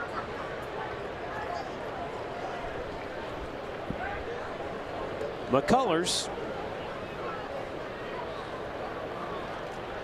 delivers the 2-2, and it's in the dirt. Full count. You know, this is a guy who doesn't walk many. He walked 6 in his first 4 starts coming in, but he walked the second batter of the game. He walked 1 in the 4th. He walked the leadoff man here in the 5th. And if he misses here, potentially he could walk his 4th batter of the game. Well, 5th inning, he came into this game with an 8.10 ERA in the 5th. Pop to left. Beltran on the move, makes the catch to end the inning. But the Indians come up with a 2 spot in the 5th. Michael Brantley beats the drawn-in infield. 5-2 Cleveland.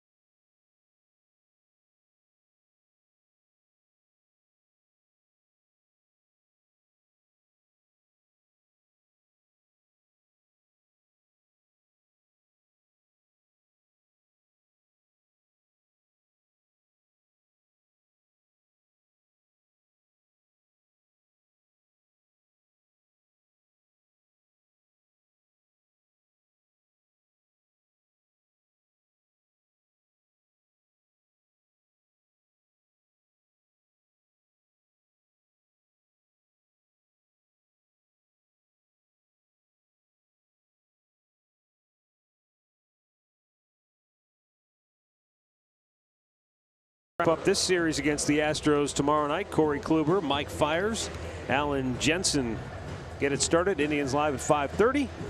First pitch at 6:10 right here on the home of the Tribe, Sports Time Ohio, or streaming live on Fox Sports Go.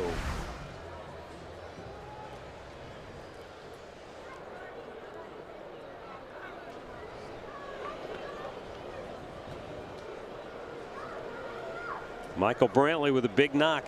He's had 2 of them here today. 1 in the 1st, 1 in the 5th.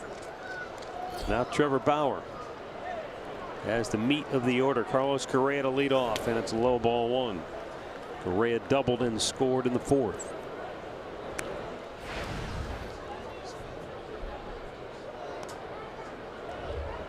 Indians bullpen quiet. 1-1.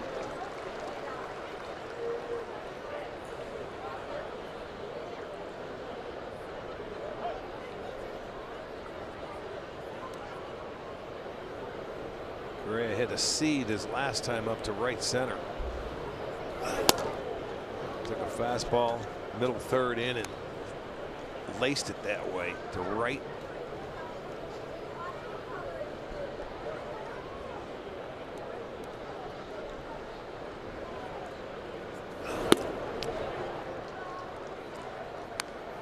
Three balls and a strike.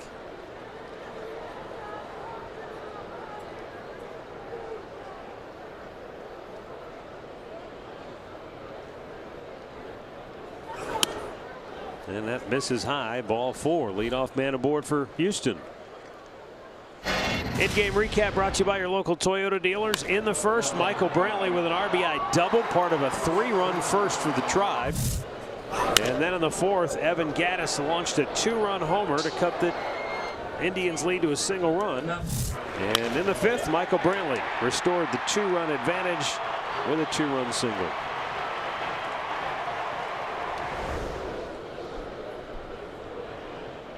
Now Brian McCann. In the air, deep center. Lonnie's going to watch this one leave the yard.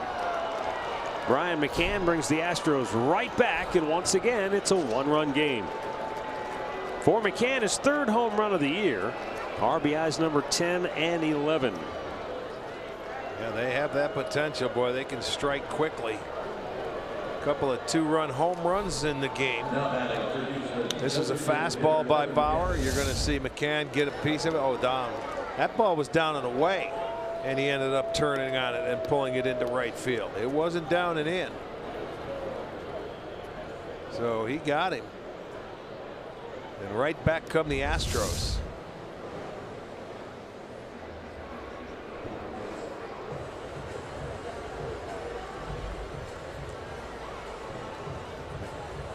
McCann, his 3rd home run of the year. And right now, Mickey Callaway trying to buy a little time as Andrew Miller is up. We're only in the 6th inning. Shows you how important Tito thinks this game is.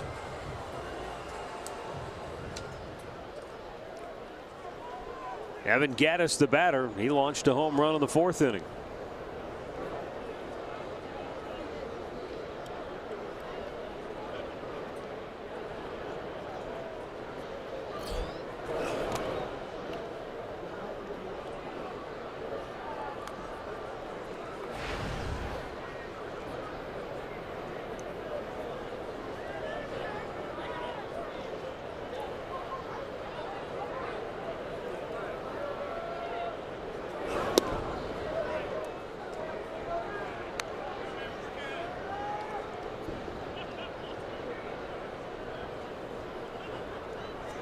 Couple of home runs. Gattis got him his last at bat. Looked like a little cutter that was out over the plate that he went to straightaway center field on. Now behind the count 3-0.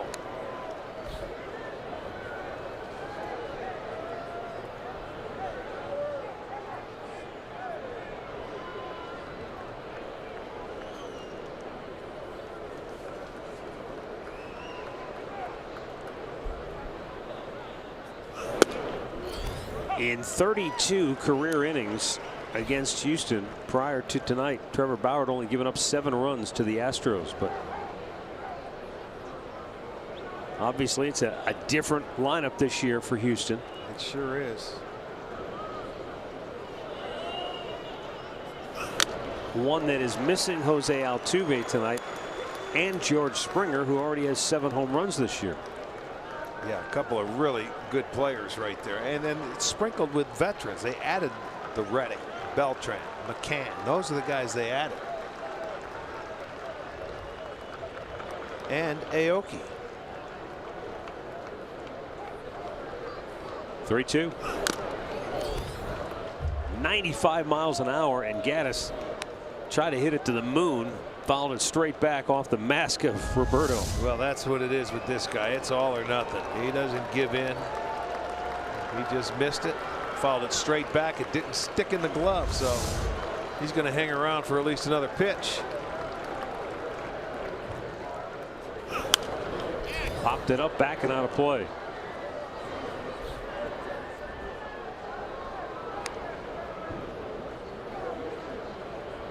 Now this will be the 8th pitch of the at bat coming up here. Jose Altuve on your left, out tonight.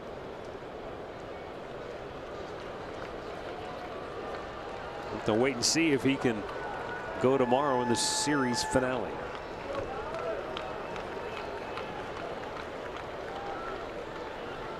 Another fastball coming. And a foul out of play. Ball, so got a very good battle going on right now.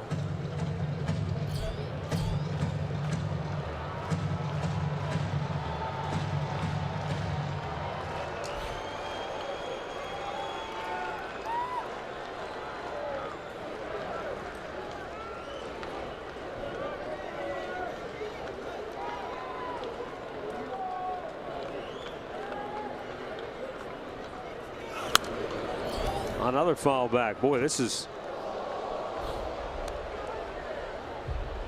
just power versus power right now. Well, the first time he got him, it was on a fastball away. After he set it up with a good fastball inside, he swung. He couldn't catch up to. But he's thrown 3 or 4 straight fastballs here in the count. He's fouled every one of them off.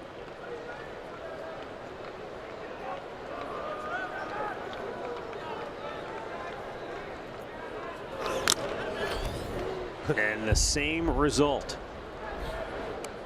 95, 96.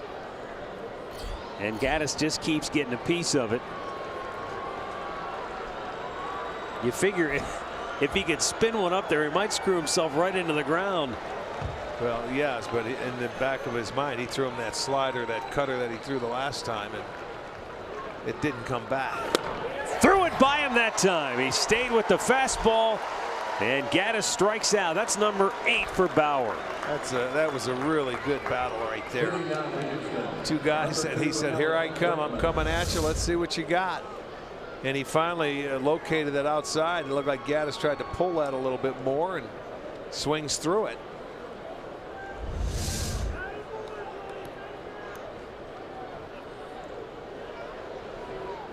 After a long battle like that, you always worry about the next guy coming up. Strike to the outside corner, perfectly placed by Bauer.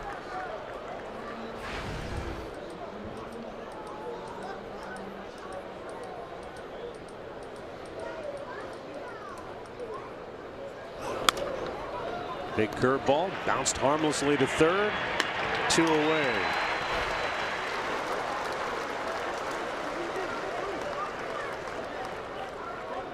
Andrew Miller staying loose. Number 10, Yuri Gurriel.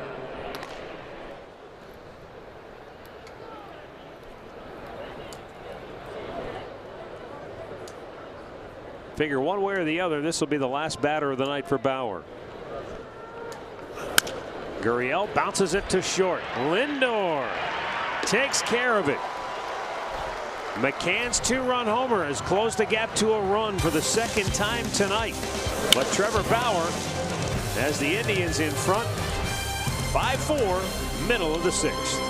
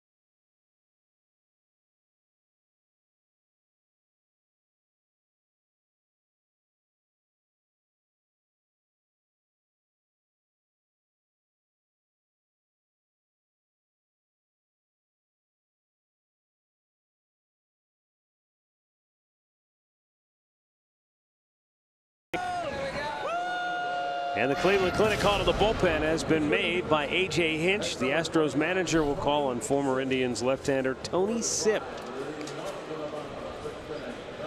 Tony Sipp found a home in Houston. Appearing for the 7th time, you know, a matchup guy. You can see 4 1/3 innings. He's walked 4 and only struck out 3. But usually the slider is his best pitch.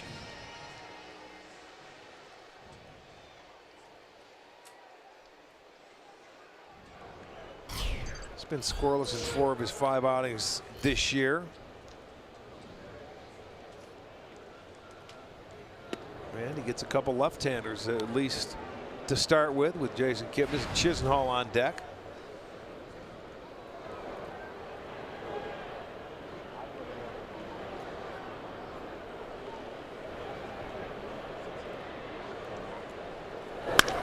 Ripped back up the middle. Jason Kipnis with his second hit of the night. And the Indians get their leadoff man aboard. Yeah, Kip hit that like he knew it was coming. Looked like a fastball right here. And it was elevated a little bit and just hit it right back up the middle. So hit number 8 for the Tribe.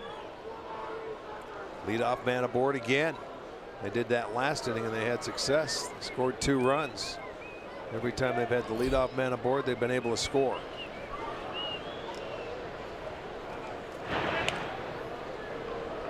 Tony Sipp has made at least 50 appearances in the last 7 years in a row.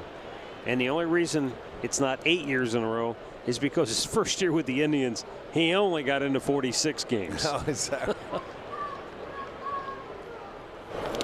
Great. Oh, in the dirt, goes to the backstop, and down to second goes Kipnis. wild pitch.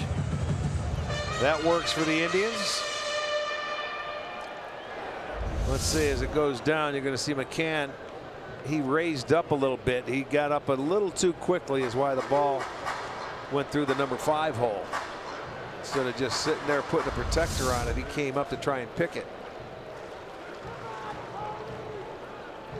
So Kipnis gets into second base.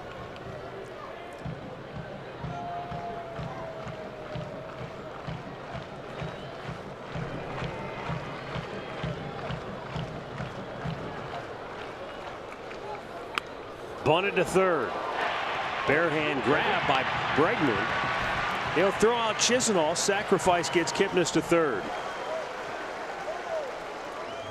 Time for a game break. Here's Al Pawlowski. All right, Matt, Rick, let's head out to Boston where the Yankees are taking on the Red Sox. Top of the second inning. Aaron Judge going opposite field here. 2-run homer, his 7th of the year. And that's been the difference thus far. 2-0 Yankees over the Red Sox. Bottom of the third at Fenway Park. Matt, Rick, back to you. All right, here comes Brent Strom out to talk with Tony Sipp with Jason Kipnis at third and 1 out. Switch hitter Abe Almonte at the plate. Right-handed hitting Roberto Perez waiting on deck. Astros have a right-hander up in the bullpen. Let's go down to Andre. This is just an observation. I wanted you guys to tell me because you got a better vantage point than I. Last year when we played the Houston Astros, I think it was pretty obvious for all of us that they probably played differently than any other outfield. Right, Arch? Look at left field and where Beltran's played tonight. They're not all over the place, but it's not as extravagant as it was last year, where they would play closer. Oh yeah, lefties. I remember they were way over there when they had. Let me think of his name. Rasmus. Yes, Cody Rasmus was playing 15 feet off the line and shallow. Could it be because of the player that they don't play the same way? Absolutely, it is. Yes, it is. Infield in. Almonte looks at a ball in the dirt. Yeah, what you're talking about, that was like Rasmus could play over there and he had range. He could play center field, but he could go get him. And they took a lot of hits away from the Indians last year. We looked at that and couldn't believe it. Right now, Almonte trying to get Kipnis home from third. Astros trying to cut it off. Well, patience remains. Yeah, that's what you want. Remain patient. He doesn't have to get you out. If he walks you, then there's a double play in order. They can do what they want, but look for a pitch you can get as a hitter. And the success the Indians have had to this point have been going the other way.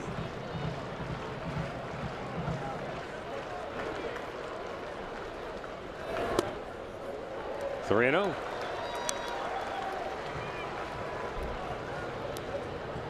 Abe got a big walk his last time up. Kept the inning going, although nothing happened, but walks, they can go a long way.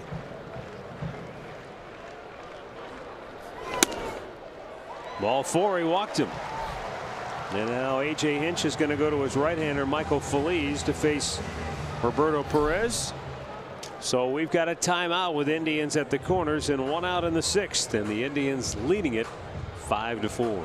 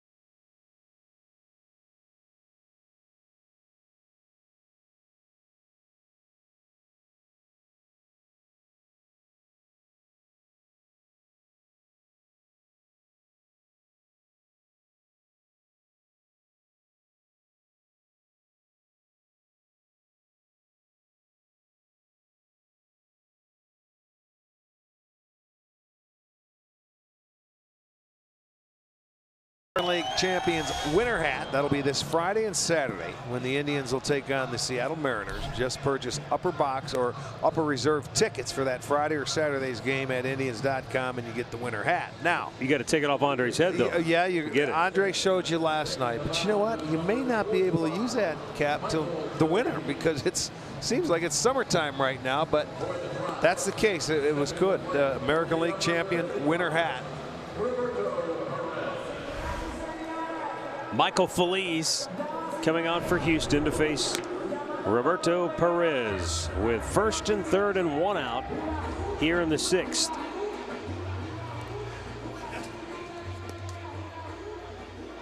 Now the one aspect of Carlos Beltran that we have seen tonight is that when I noticed specifically with Roberto at the plate, he's been 90 to 95 feet off the line and left. So he is way over. Yeah, he's going to give him the line. Squeeze the gap, not figuring he can pull it. Everybody shifted that way, and this guy he's probably not going to pull. This guy can get it up there. Feliz.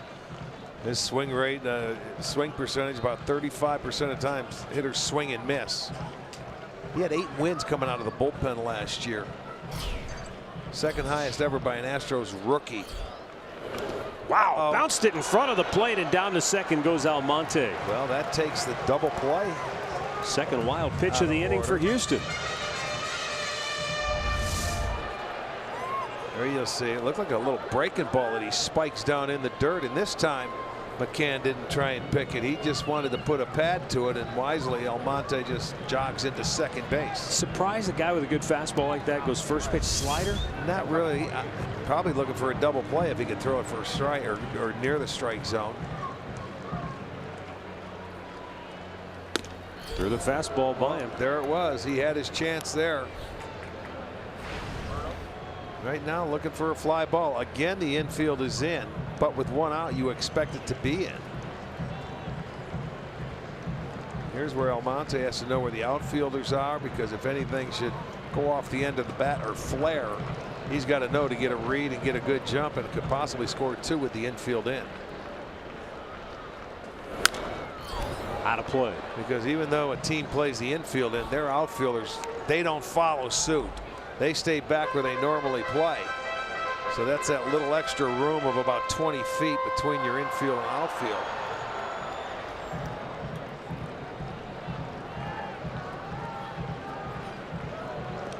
Last inning with that infield drawn in, Michael Brantley shot one by Correa that scored a pair.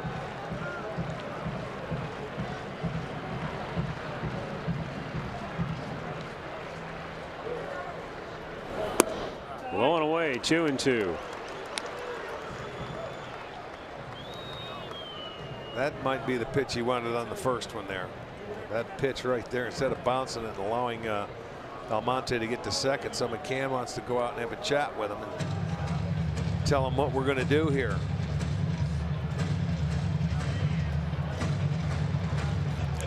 A.J. Hinch looks like he's reading the paper, doesn't it?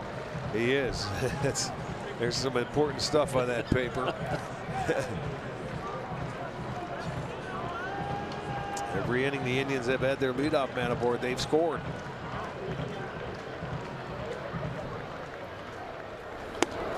Struck him out. 2 down.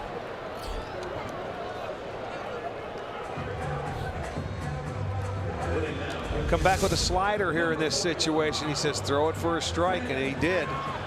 From 84. You see the spin, and he pulls off of it way out in front. Don't know if he picked up the spin there or not. So Carlos Santana, the batter. Santana singled and scored in the first. He walked and scored in the fifth. But now he's got a chance to drive in some runs. And as I told you earlier, he's been very good in these situations so far this year, batting at a .364 clip.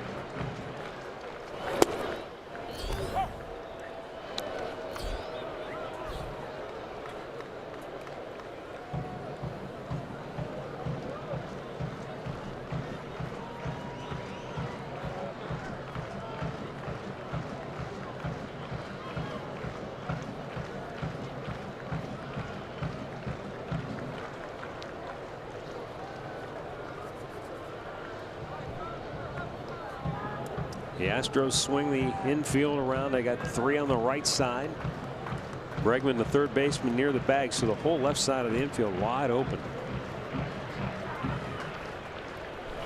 Santana rifles it down the right field line. That'll score 2. Carlos headed for second. Aoki's throw nowhere near in time. Carlos Santana continues his tear with runners in scoring position, and it extends the Indians' lead once again to 3 runs at 7-4. I'll tell you what, he dropped ahead. This is a 98-mile-an-hour fastball that was down in the zone, and Santana, he just laced it into right field, gets it to the wall. That's a big hit. You come right back and respond with 2 runs, and it's a 2-out base hit. None bigger than that right there, and they make it a 7-4 game.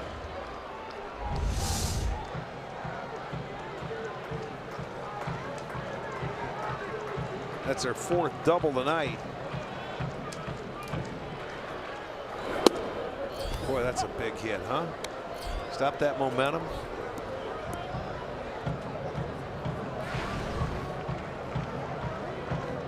It's amazing to me is that with that velocity, Carlos looked like he barely swung. It didn't even look. It was just boom. I'll supply it when you're throwing as hard as they are right now. 90, 98. You don't have to swing hard. It's a short, quick swing. Get the barrel on the baseball, and it'll take off. And that one certainly did.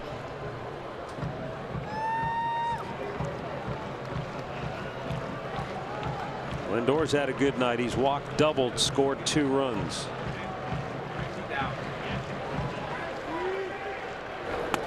Downstairs with a breaking ball. Indians have gone 5 for 8 with runners in scoring position. There you go. That's what they've been missing, the key hit. Tonight they're getting the key hit. The Astros have scored on home run balls. The key hit's something the Indians need to do a little bit more, and they've done it well tonight. Well, the multi-run innings too. 3 in the first, 2 in the fifth, 2 in the sixth.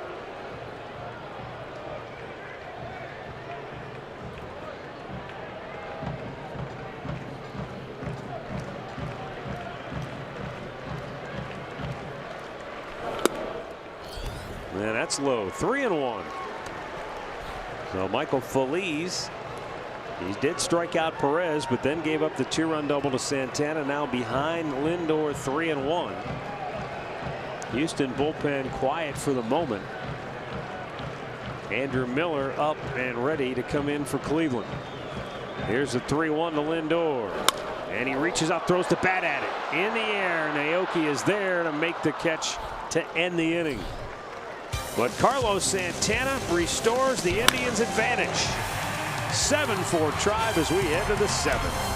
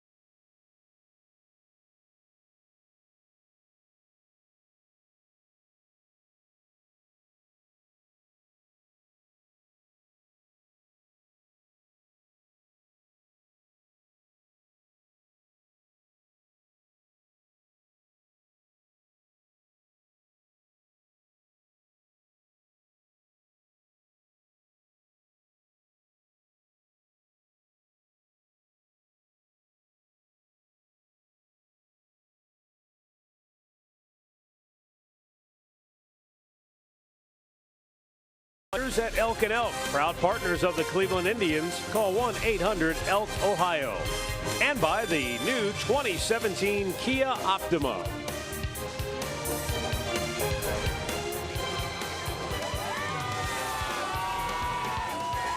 (7-4) Cleveland on top, 7th inning. It's Miller time. He can't get his arm back far enough to show you the Miller jersey. Andrew Miller on to face Nori Aoki, Marwin Gonzalez, and Josh Reddick here in the 7th inning. Trevor Bauer went 6, gave up 4 runs on 6 hits, walked 2, struck out 8. And it's ball 1 outside.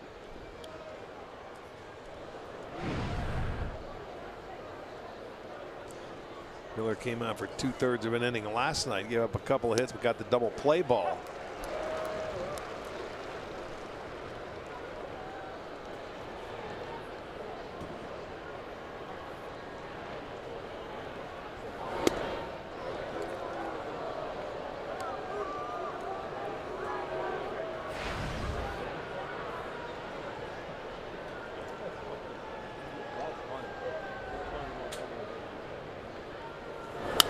Shoots it foul the other way.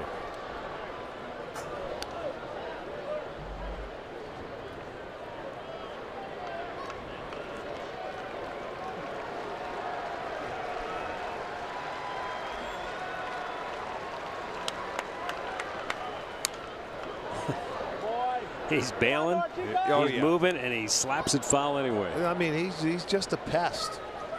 You know, he goes out there, he's going to foul it off until he gets something. You know, he squibbed one up the line yesterday when the ball that was thrown down the line.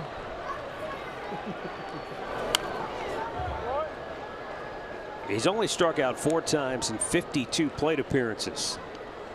Yeah, he does.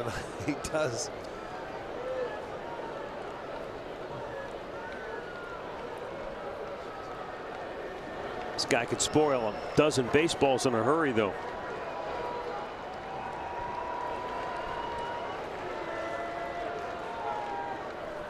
Swung out and missed. Miller runs it up and in with a 94-mile-an-hour fastball. And that's the 9th strikeout of the night for Cleveland pitching. Our T-Mobile unlimited baseball break. Trey Turner hit for the cycle, so that's 2 cycles already this year. That's you know what, he just came off the DL. That was his first game back and hits for the cycle. Incredible. Got the triple on his last hit as well. Coors Field's the place to do it, apparently. Well, we'll get a couple of games there. Yeah. You get a case of Coors if you hit for the cycle there. No, you don't. Yeah, you do. You get a dozen Rocky Mountain oysters. Those are out in the left field bleachers.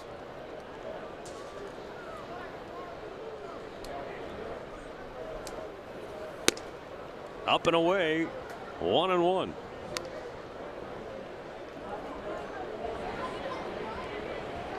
Francisco Lindor and company trying to close the door on the Astros here. Miller misses outside, 2-1. The Indians led by 3 thanks to a 3-run first. The Astros scored 2 in the 4th. Indians came back with 2 in the 5th. And the Astros scored 2 in the 6th. And the Indians came back with 2 in the bottom of the 6th. 2-2 the count.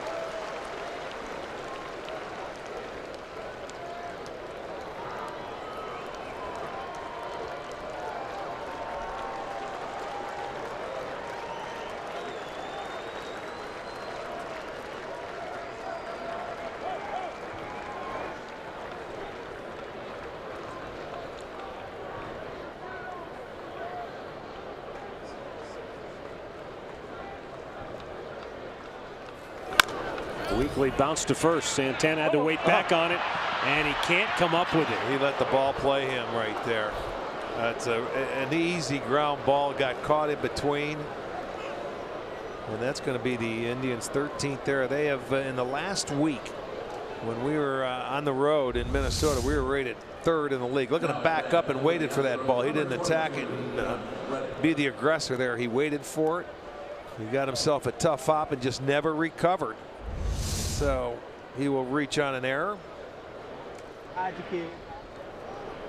Top of the order, Josh Reddick, 0 for 2 on the night with a walk. And Miller gets ahead.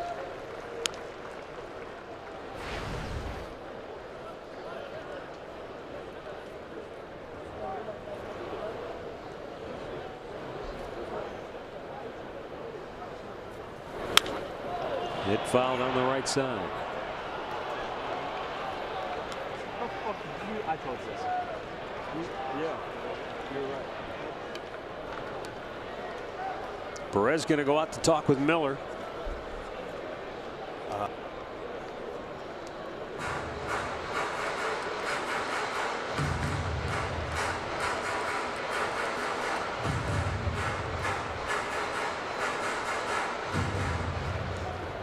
Well, he hit the first pitch off Andrew last night, hit a slider and lined it into right field. That breaking ball he just swung at, hit it hard, so might be time to heat him up in.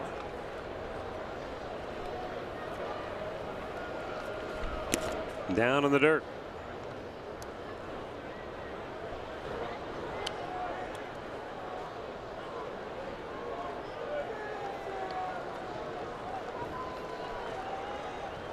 This was the theme early in the night. Trevor Bauer came out throwing strikes, getting ahead of hitters, enabling him to breeze through the first couple of innings. He held him off the board until Evan Gattis's 2-run homer in the 4th. Worked a scoreless 5th, and then another 2-run homer by Brian McCann in the 6th.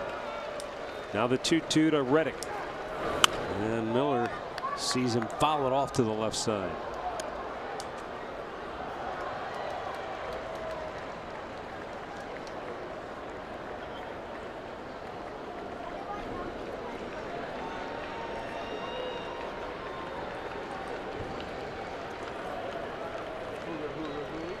Just a beautiful night here at Progressive Field. 82 degrees.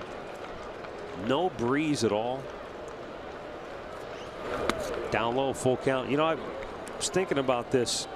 When you mentioned earlier, when they brought the infield in, when A.J. Hinch made the decision in the 5th inning to bring the infield in, I wonder if in his mind he was thinking, they've got Andrew Miller. They might try to shorten this game, so I don't want to let them. Maybe he was thinking we've got to keep it a 1-run game. I'm sure he felt that way, or you don't do it. Their offense is good enough. They can come back. Look at that. That's a heck of an at bat. Where I mean, they didn't budge on some pitches away. And you know, you're left-handed. You face this guy, you earn it. He got the walk. He was down in the count. So back-to-back nights, It's almost like he knows what's coming. That's a good at bat. So the error, now the walk, brings the tying run to the plate. And the tying run is in the form of Carlos Beltran, who is 0 for 3 with a couple of strikeouts. 1 hit in his last 17 at bats.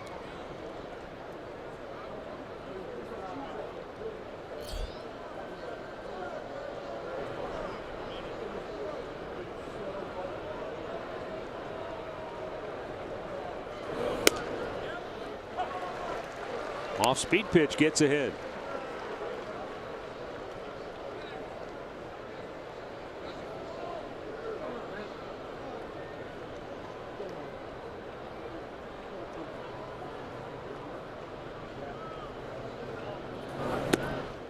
A little low, 1-1.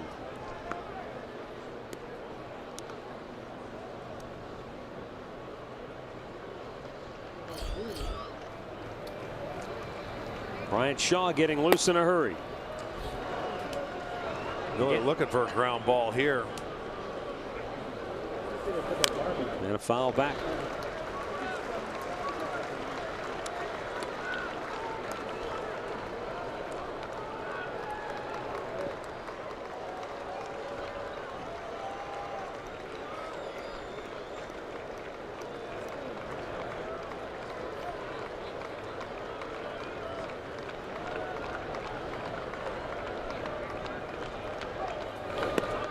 Wow.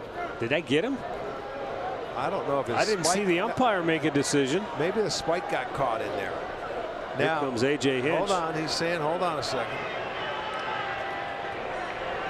There's nobody said anything. No, the home plate umpire certainly did not see anything, but the first base umpire is going to say, now we'll see Tito come out of the dugout, and they'll start looking at this on video. They're saying the ball hit him on the back foot. Check it out. There's the back foot slider. It did. It got him. Got him off the toe. You see it ricochet back into Perez. Look at it sitting down there. Goes right off the spike. And he didn't get that foot out of the way. So now a hit batter. They have the bases loaded in heaven. They put the 1 ball in play. And that was on the error. Then a walk and a hit batter. So they're back in business. And only 1 out for Carlos Correa.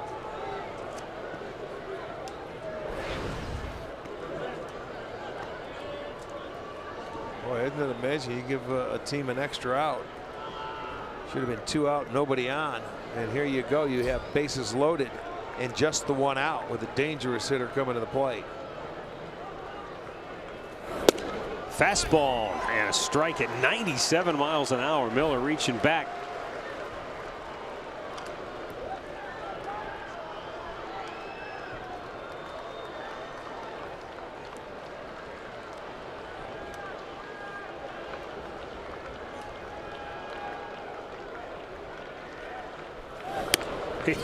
Here we go. Mano a mano. Fastball. It's 0-2. 1 in, 1 away. So he's used both sides of the plate with his fastball.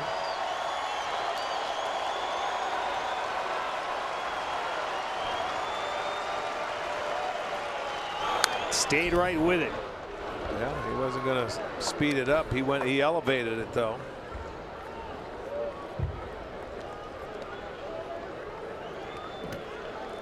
It was the 1-2 pitch that hit Beltran in the back. He tried to get him to chase that slider down and in, but it got him on the back foot.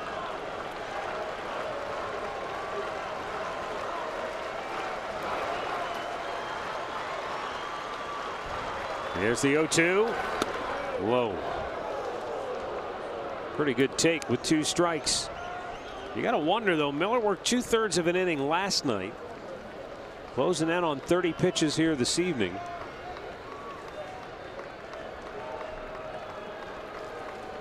He's got plenty of life behind his fastball. It's just he hasn't been able to maybe locate his slider as well as he can. Back out of play.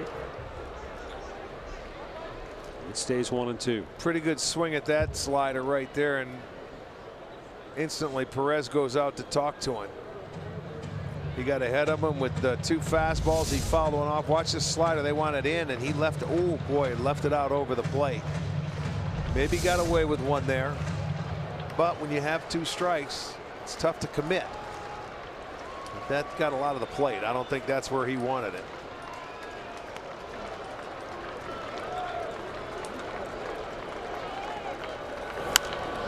Again, it's fouled away.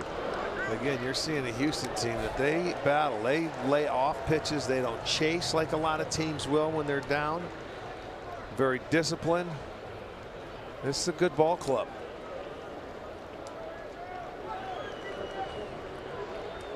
They started the night leading the AL West. Here's the pitch again with 2 strikes, and he just missed low to even the count. They have 13 2-strike foul balls today. So that goes to show you that they've fouled off some pretty good pitches that are being made tonight.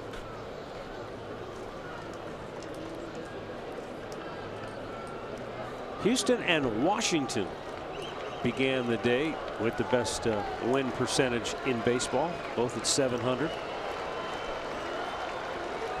Yeah, Houston's played very well on the road this year, have the best road record.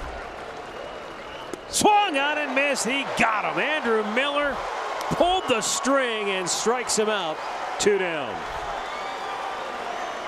Boy, that was a heck of a battle between 2 very good players, Correa and Miller wins out. That's the frisbee right there, down and in. He's able to make it and keep it down. It looks like it's a strike, and then all of a sudden the bottom falls out and you swing over the top of it. Even if he hits it, it's a good chance it could be a ground ball, and that's what you're looking for, a double play. But he swings and misses, and he gets the 2nd out. Well, with 2 down, still a dangerous batter. Here's Brian McCann steps in. Launched a 2-run homer his last time up, and a fastball dots the outside corner.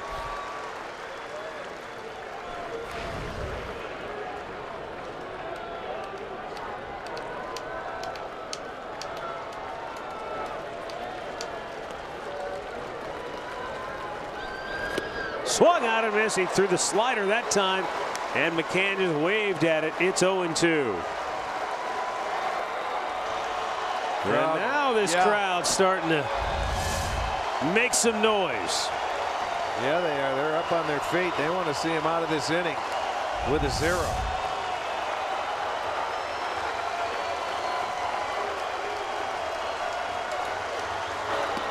He lays off. It's outside, 1-2. But for left-handed hitters, sometimes that is a difficult pitch to lay off.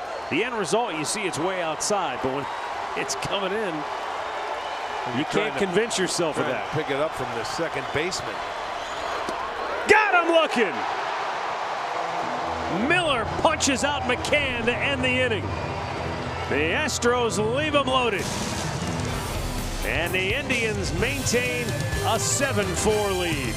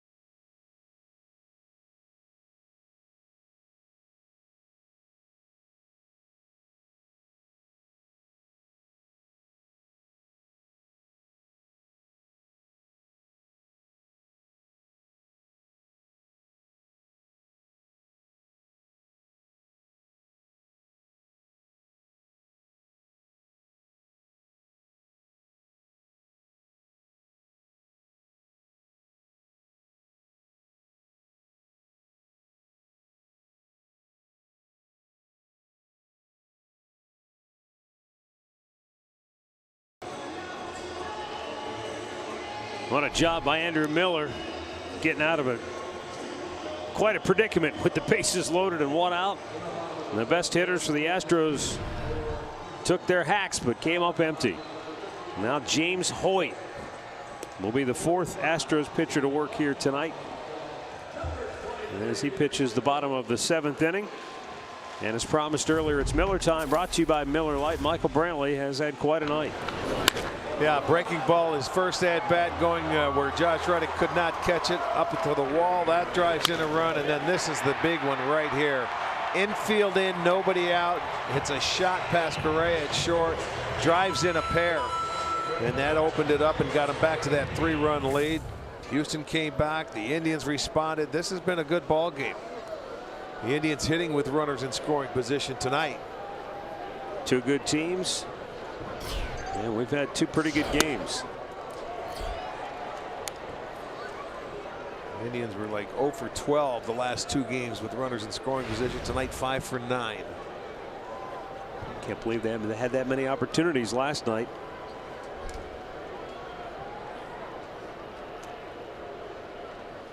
Michael Brantley takes a breaking ball, and it's in there for a strike. Brantley with a 10-game hitting streak now.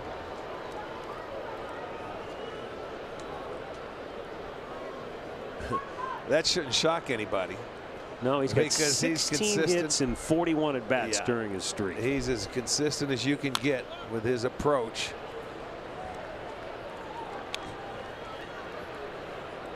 This is the 11th time he's had a 10 or more game hitting streak. Yeah, how about that? Julio, Victor, Carlos, Albert, Manny, Brantley.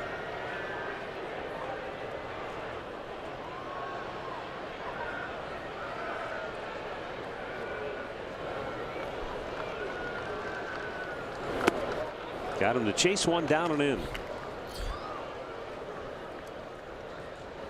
Well, download MLB's free ballpark app to securely manage your tickets and skip lines by gaining access to our mobile-only gates. Plus, you'll unlock special offers from our partner KeyBank and more. Visit Indians.com for the info. Well, Edwin Encarnacion drove in a run in the first with a sacrifice fly. Struck out on the 3rd and then bounced into a double play in the 5th.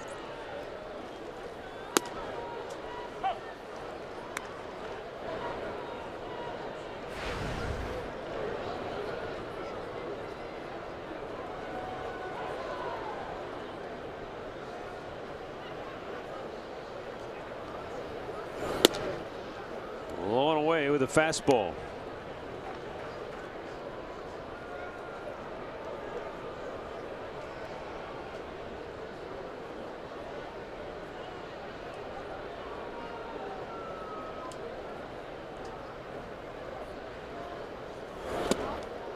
And he's in the hole, 1-2. Every pitch in this at bat has been away, whether it's a fastball or off speed. Yeah, well, usually most bullpen guys like to pitch away. They don't like to go in where, you know, a guy could swing the bat and maybe knock one out. There's one he made a mistake on the plate with, but the first time up, he went the other way and hit it hard to right field. Yes, he did. That's how he got the RBI. Stay on it and go the other way.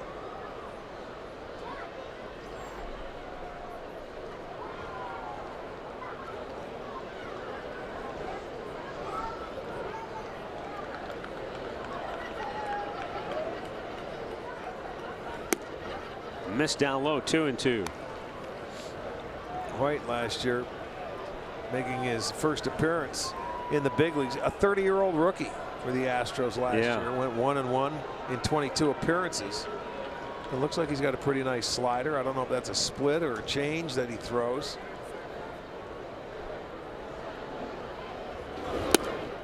And that one's in the dirt.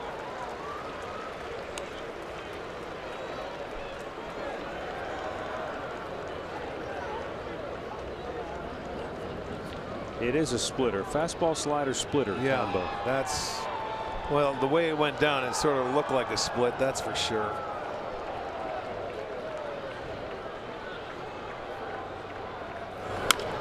Pulls it foul. That was the not finder.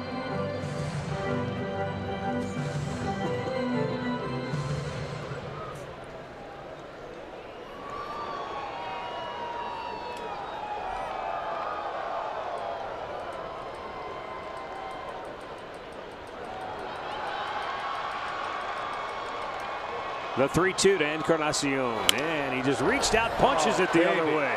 Love it. Nice job. And a 1-out single to snap an 0 for 11 slide at the plate. You know, when you prove to pitchers that you'll hit this pitch for base hits the other way, that'll end up getting you pitches more on the plate. That pitch might have been off the plate, but that's a nice job of, you know, getting a base hit going the other way, getting on base. Well done.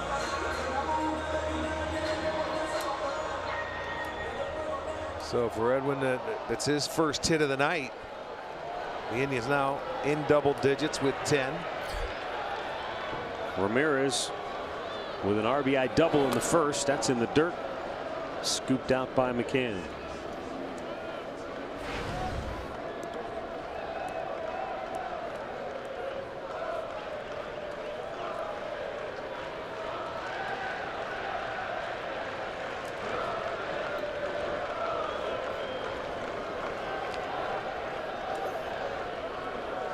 A 1-0. Down and in. 2 balls, no strikes.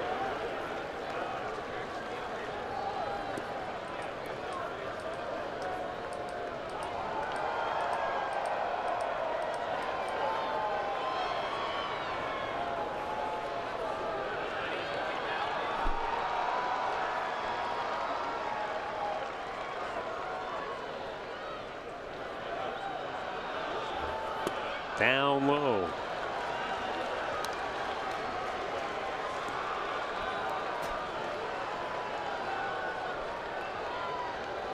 Looking at the rest of that lineup, and he's figuring what he wants to do. Should the Indians have a little more action on the bases this inning?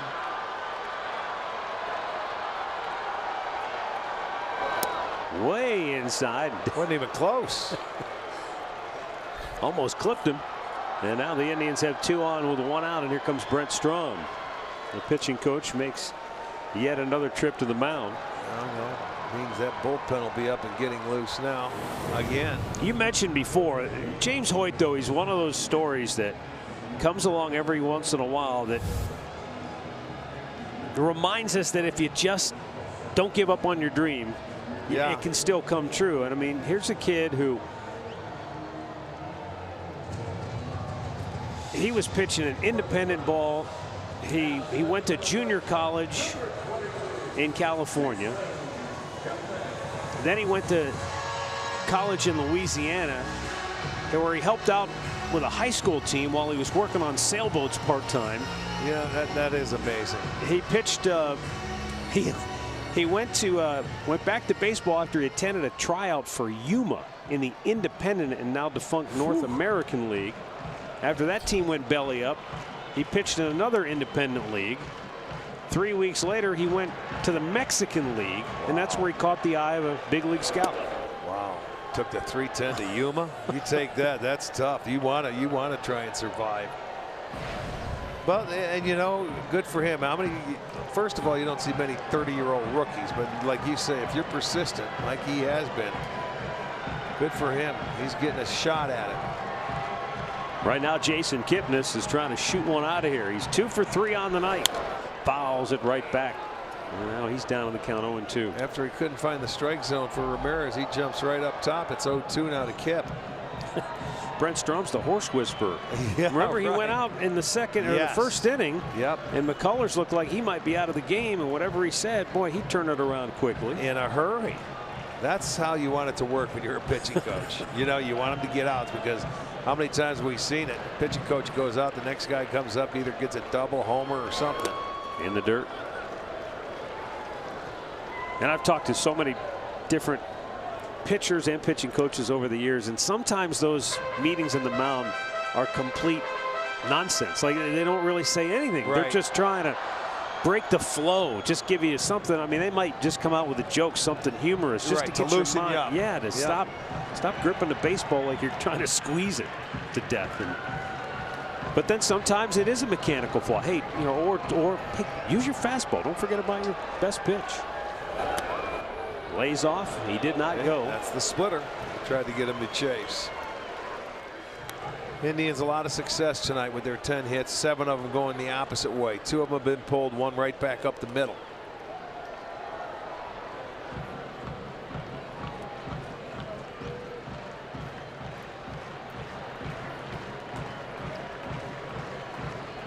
They've been able to get the hit tonight with runners in scoring position. Has been the key. 10 balls, 10 strikes so far for Hoyt. And the 2-2 to Kipnis. In the dirt, full count.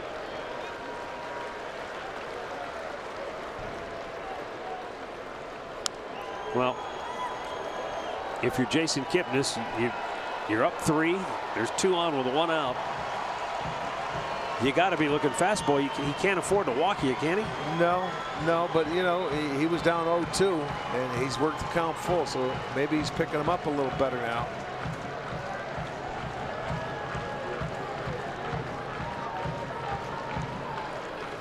Well, he threw the breaking ball down and in. That's that good slider down and in. You know, it's tough when you really don't have a book on guys. What you do, you know, you may want to sit on the fastball. Back in your mind, you know they're got to be looking fastball, but you can see that splitter. You could just see it. Just stay on them. Don't worry about hitting them deep. Line drive.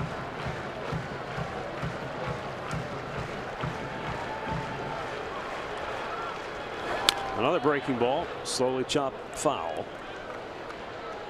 He's Kip's battling in this at bat.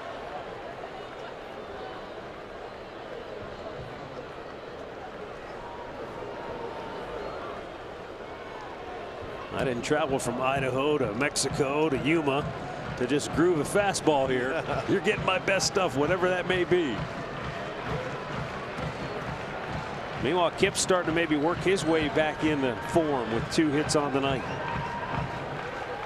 Another breaking ball, and that one wraps around the outside edge. And that's what Kipnis is telling him right now, and he may have a legitimate beef. That ball could have been outside. He'll get the call, he'll get the strikeout. But let's take a look at it. Look like that little slider. That's off the plate. That's not even close. He's got a legitimate beef. Wow. He knows he couldn't hit it. Now he's going to have his say so. You better be careful because the umpire's looking into the dugout. That's okay. Just stare at him. Look, he's not going anywhere. He's done talking. But the umpire, that was off the dish. It's a young umpire. This is a rookie. I've never heard of him before, but I'll tell you, he worked his way to get back to from 0-2 to get back into the count, and that's a heck of an at bat, and you do everything you think you're supposed to do, and then wait a minute. It could be bases loaded. Yeah. Well, especially in a game that has still been teetering the entire way. There are some nights where a 3-run lead this late might feel like 10 runs, but tonight, the way Houston has been able to chip away from time to time. No, they're not going to quit till the last out, and they've got some guys that can get you back into it in a hurry. Lonnie Chisenhall base hit on the 4th. 1 for 2 on the night. Now 6 for 14 on the year here at home. Now time call.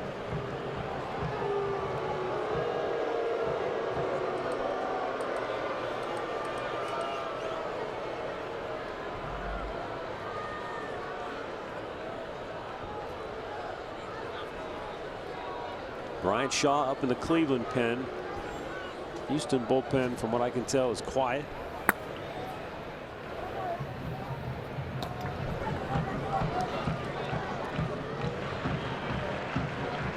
Hoyt has struck out 2. He's given up a hit and a walk in the inning.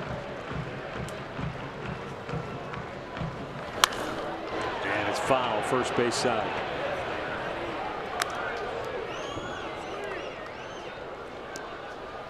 Seattle shutting out Detroit 3-0, and they've got the bases loaded, nobody out, top of the 5th. Mariners batting against the Tigers. Detroit started the night 1 game better than Cleveland and Chicago in the standings.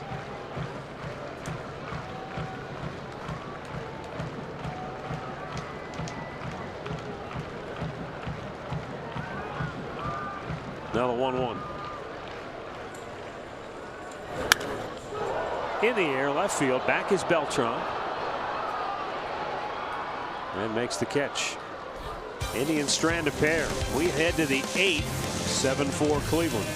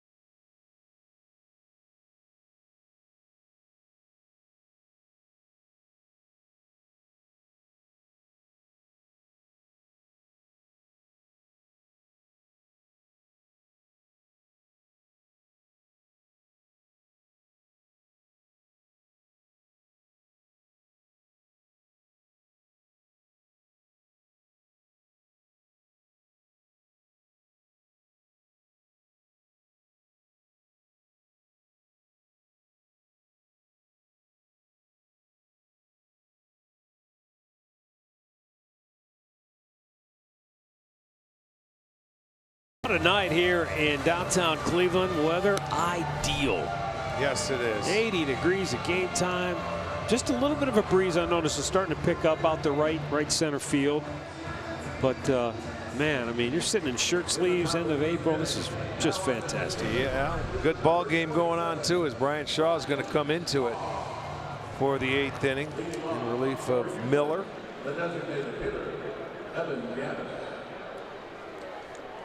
16,052 the attendance here tonight. Same 2 teams wrap up the series tomorrow, 6 o'clock start once again, and then weekend brings the Seattle Mariners. Friday night, Saturday afternoon, Sunday afternoon. Evan Gattis, a 2-run homer back in the 4th. Shoots it foul the other way. By the way, the White Sox beat Kansas City earlier today 5-2. That's 7 straight losses for the Royals. Ouch. They're now 7-14 on the year.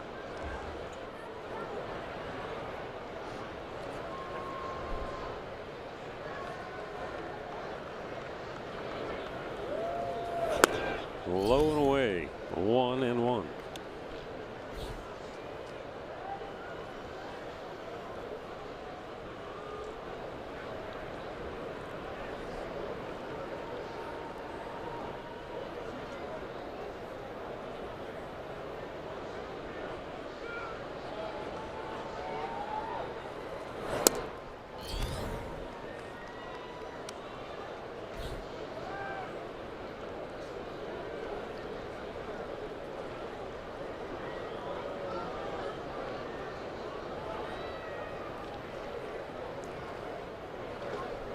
Evan Gattis, he showed his strength tonight back in the 4th inning. Hitting that cutter thrown by Trevor Bauer to straightaway center field over those trees that hit the wall. able to get Houston on the board. Strong as a lumberjack, no doubt about it. But I tell you what, the at bat that I really enjoyed was the next one up in the 6th inning when Trevor Bauer, what did he throw, 8 or 9, 10 pitches, and he finally struck him out with. He stayed with the fastball. Yeah, right. It was it was a great battle. Hit hard. Kipnis gobbles it up. 1 away. Murph likes this at bat better. Bases loaded, 1 out, game on the line. Correa facing Miller. He missed that first fastball inside, so he goes 2 heaters and has him down in the count. So he fouls off that 3rd fastball, wouldn't chase the slider down. Got one, and it was a mistake maybe by Miller. Comes back with another heater, fouled off, laid off the slider, and then chases that back foot slider. He had that one in a great location. That was a very good sequence. Good hitter. Good pitcher in a clutch spot. In a clutch spot is right. Alex Bregman 0 for 3 tonight. Waves at the off-speed pitch. That's the slider there. That's to really take you off that cutter or his fastball. This is a good young player. Had a good year last year. It's off to a slow start this year for Houston. Shaw will take it. Oh, he bobbles the bare hand grab attempt and pulled Santana off the bag. So Bregman aboard with 1 out.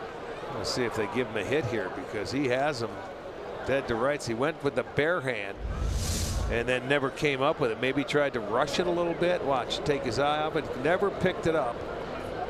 And then the throw is wide off the mark. So that'll be an error.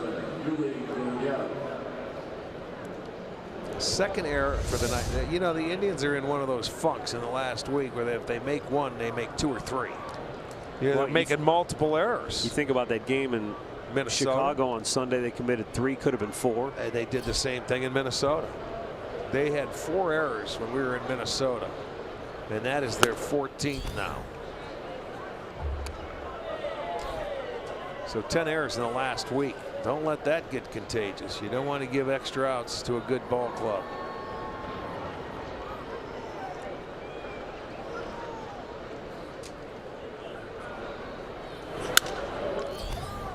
It's going to go down the line and just out of the reach of Abe Almonte, who ran about a country mile after that. He sure did. He was on a dead sprint going to the seats, and that ball just sliced foul.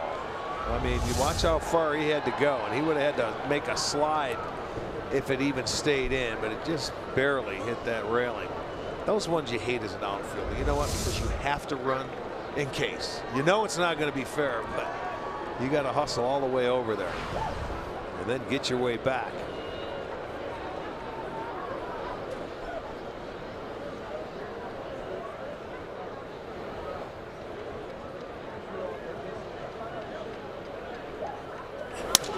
Broke his bat, and Almonte still backpedals almost to the warning track. 2 down. Sounded like it broke his bat and still got it out there to deep right. Ride around the warning track here at Progressive Field or go 50 miles with Sandy Alomar when you bike to Cure in Velasano. Visit velasano.org/Cleveland Indians for more details on how you can team up with the Tribe. And speaking of Sandy Alomar, reminded Murph, he did a segment with us in spring training about that play that we just saw, the little dribbler or the bunt out in front of the plate. And he was talking about it more from a catcher's perspective when you pick up that ball. And how what you want to do as a catcher, and the same pertains to the pitcher who's coming in, you want to stay off your heels. Because the minute you get back on your heels on that play, the footing's not as good on your heel with a baseball spike. Yep. And the other thing is a lot of it has to do with you want your body to go over the baseball when you pick it up so that you make sure you've got it. Understand, especially if you're not using a glove. Not falling backwards. And now what happens though is you rush if you don't get directly over it. You try to reach further, pick it up, and you try and get a little too quick with yourself instead of saying, all right, just let me get it cleanly and get a good throw off. I've heard some catchers say, I almost want to push the ball into the ground to make sure I've got it. You know what I mean? Instead of trying to scoop it. Yeah. If it's not spinning, no doubt. But Brian Shaw trying to pick himself up here with 2 down in the inning. Nori Aoki 0 for 3 on the night.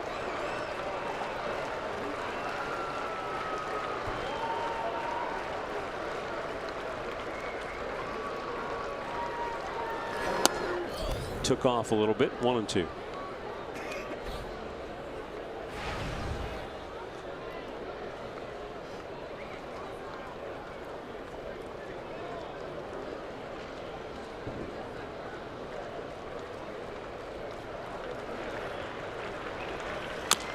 Oh, forget about it.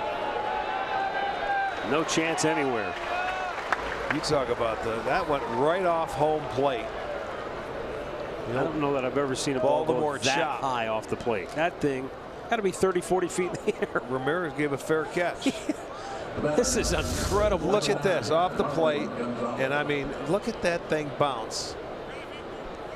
And really, there you know, and he's off and running. It's still not in our picture. There it is. And Ramirez realized he had no chance. So the inning remains alive.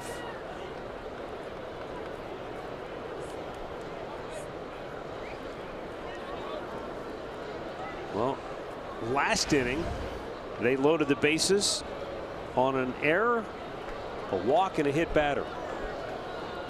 Now they've got an error and a 30-foot single. And Marwin Gonzalez, and he ropes one to the gap. This is trouble. This is going to get 2 home. And once again, it's a 1-run game. Extra out in the inning. Marwin Gonzalez with his 2nd hit of the night. And it's 7-6. And he plugs the gap. You see, he stayed on that little cutter and drives it in the left center field.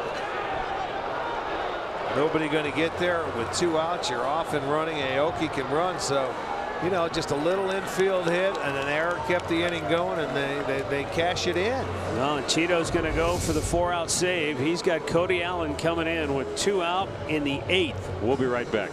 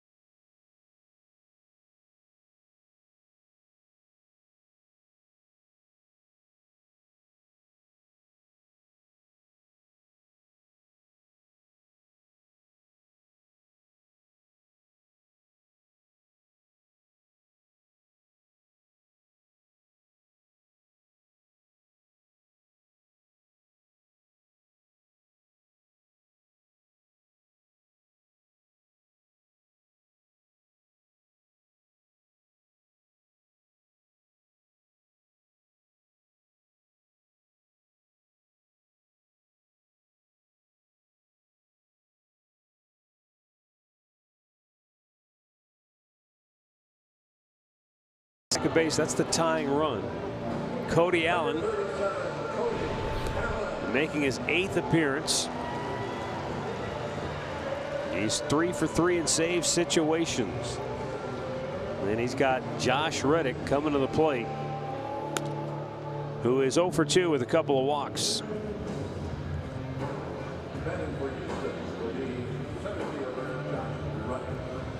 So far, Houston is 1 for 5 in the series with a runner in scoring position and 2 outs.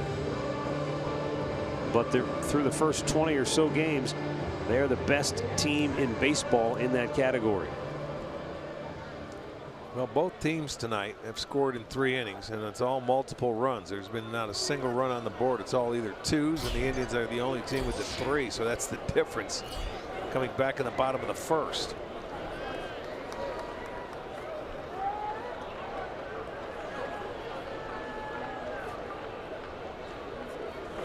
A little bit of a different situation. Rarely does Cody Allen come into a game with men on base with traffic already. Working multiple innings, not as big a deal. I've talked to him about that before. That's not something that he really even flinches about.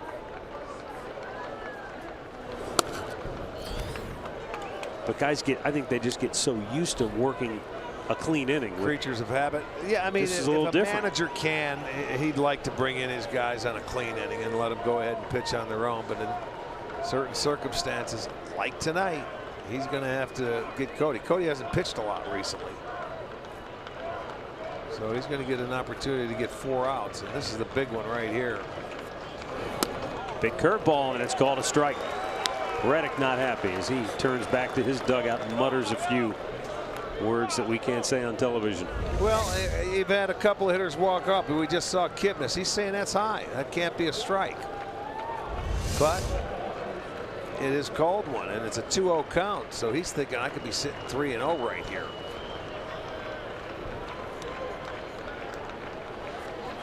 Fastball. And evens up the count at 2-2. You can see he's frustrated now in the batter's box because of that last call, I think. Well, now Allen back into the count.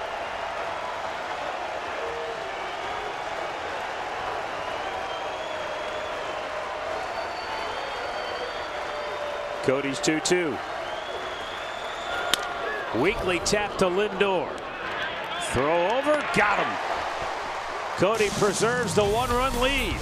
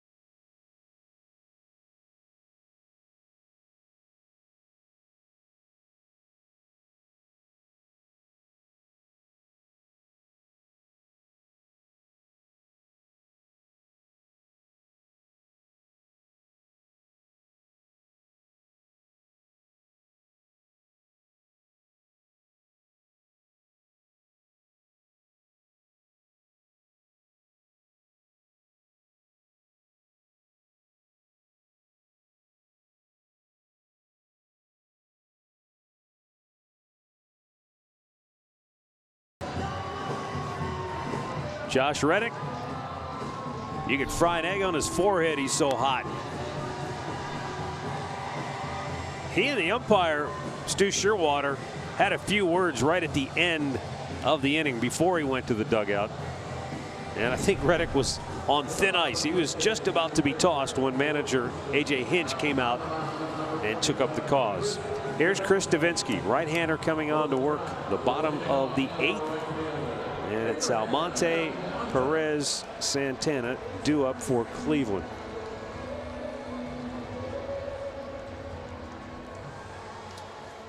Davinsky, their setup guy, that they really want a 0 on the board now and keep it a 1-run ball game after it's about the 3rd time they've been able to come back The Indians have been able to stretch it back to 3.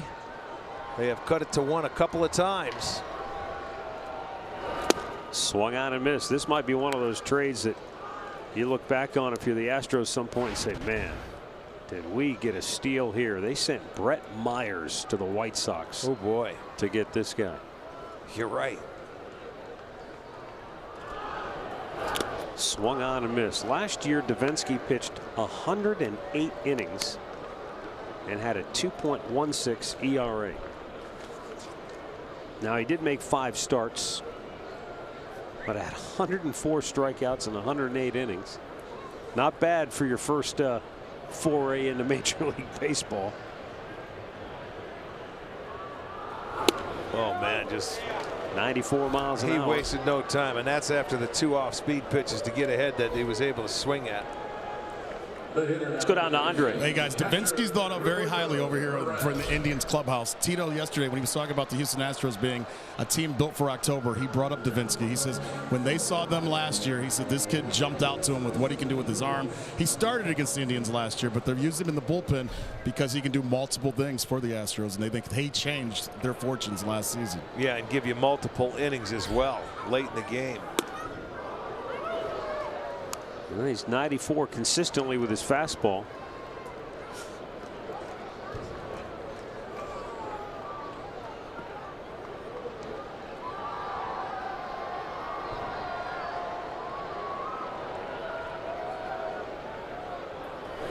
And there's the big hook.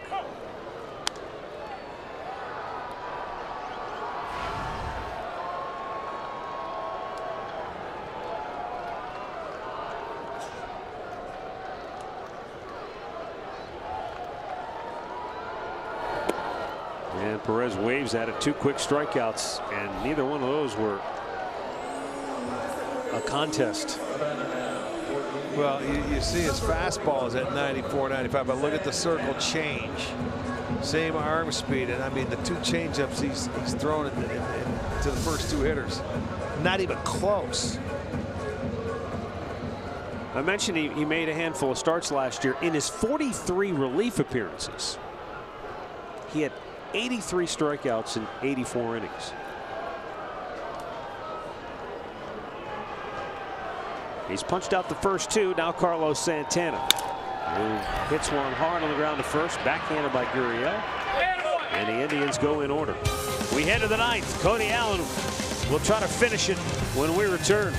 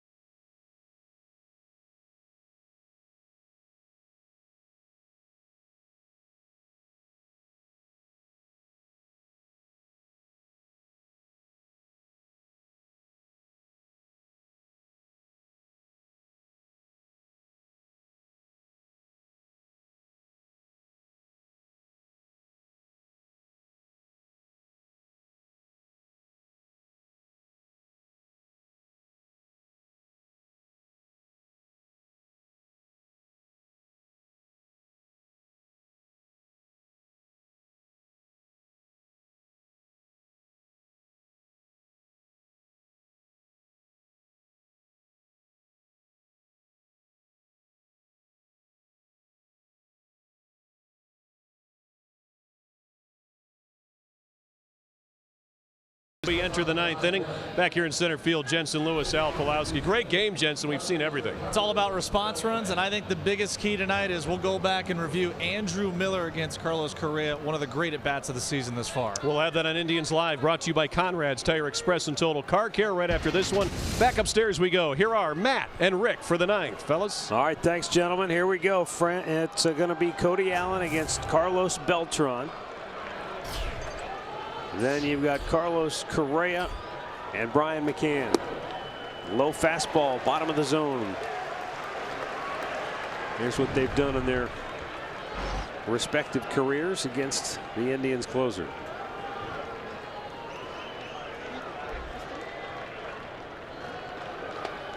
Breaking ball popped him up. Left field, back is Brantley. One away.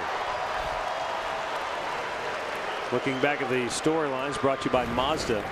Jose Ramirez Stepping in now for the Astros with another hit, big one, RBI double in the first.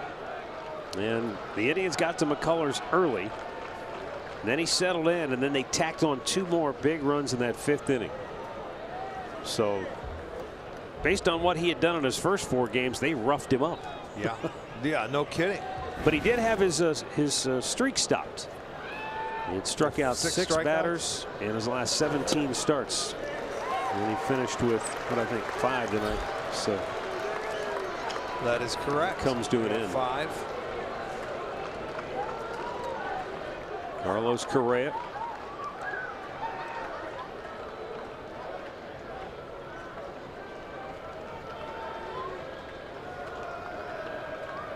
Now the 0-1.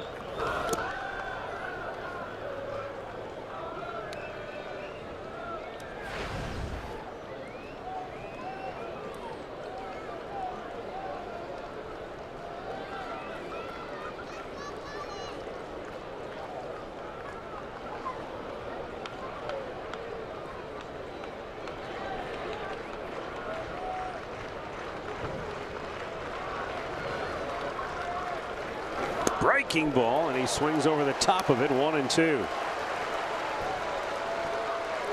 He was, I think, guessing in that situation there. He didn't see that breaking ball out there, and it left the zone in a hurry.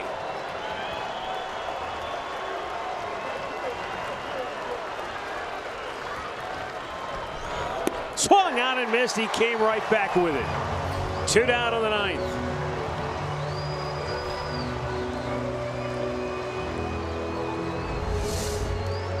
Ahead of the count. This was more of a chase breaking ball. Yeah, and he got him to swing at that pitch the pitch before. So he swung at it. So he says, I'm going to stay right with that pitch. And he gets him to chase it. It's not even a strike. Couldn't do anything with it. And gets the 2nd out and his first strikeout. Now Brian McCann. He homered earlier tonight.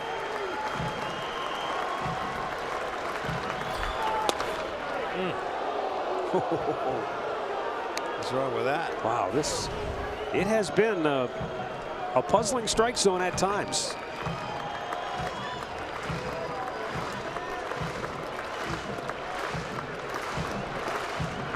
The 1-0. Swung out and missed. He came back with a curveball.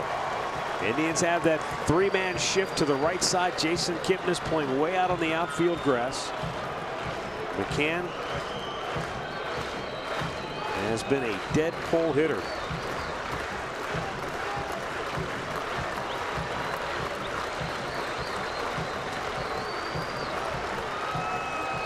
And the 1-1. Oh, he couldn't hold up. Man, he was so far out in front of that thing. If he would have made contact, he would have hit it right over the top of his own dugout. Well, again, he sees it and just can't hold up. Comes back with that good curveball that Cody has. It's so tough. You see a lot of hitters chase that pitch. And the 1-2. He got a piece of it.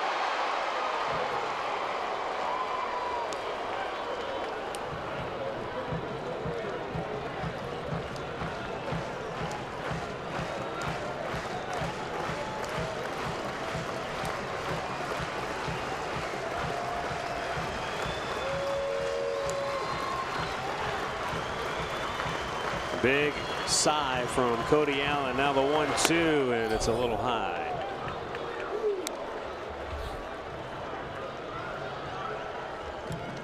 That might have been the old purpose pitch, raise the eye level, because the breaking ball has been dynamite for him. Right. Exactly right.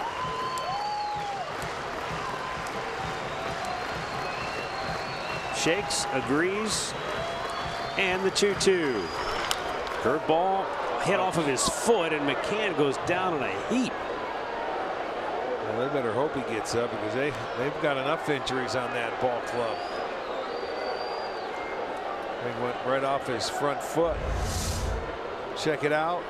Oh, shin. Oh, my goodness. That's the shin.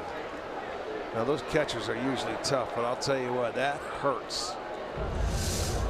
You know, whether it's foot or whatever, he's going to have to walk that off and get a little feeling back in there. And it's just a matter of giving him time. There's nothing the trainer can do. He knows. He's just got to stand out there and let him get back in. He's saying, thanks for coming out. Yeah, I was just going to say, Thanks. I feel bad for the trainer. What's he going to do? It's Can't like, tell him I got to anything. come out here, but there's really nothing I can do for you. Back in the old days, they used to have that freeze on or whatever. They'd have that little tube and they'd spray it on there like that's going to do something. Yeah, well, I still have to hit. Here's a nice cue. Put that in your sock. Can you cut my leg off, please? I can't feel it. 16,000 on their feet here with 2 down in the 9th. Swung out and missed. He struck him out to end the ball game. Cody Allen with a 4-out save, and the Indians even the series at a game apiece with a thrilling 7-6 win over the Astros. Indians go to 11-9. And Houston falls to 14-7. Really another good ball game. Last night's was too. But this one, a little more offense. It wasn't quite back and forth, but it felt like it was back and forth because of the way Houston kept coming back and making it a one-run game. No doubt. The Indians jumped on McCullers early, scoring 3 in the first. And, you know, he settled in for a little bit. And I knew they were going to, you know, have to add on against this Houston team. They've got 3 wins where they've come back from 4 runs or more. And they kept coming back to within 1. But the Indians did what they did. That's the first game they really hit with runners in scoring position. Got some key hits to enable them to keep going and adding on.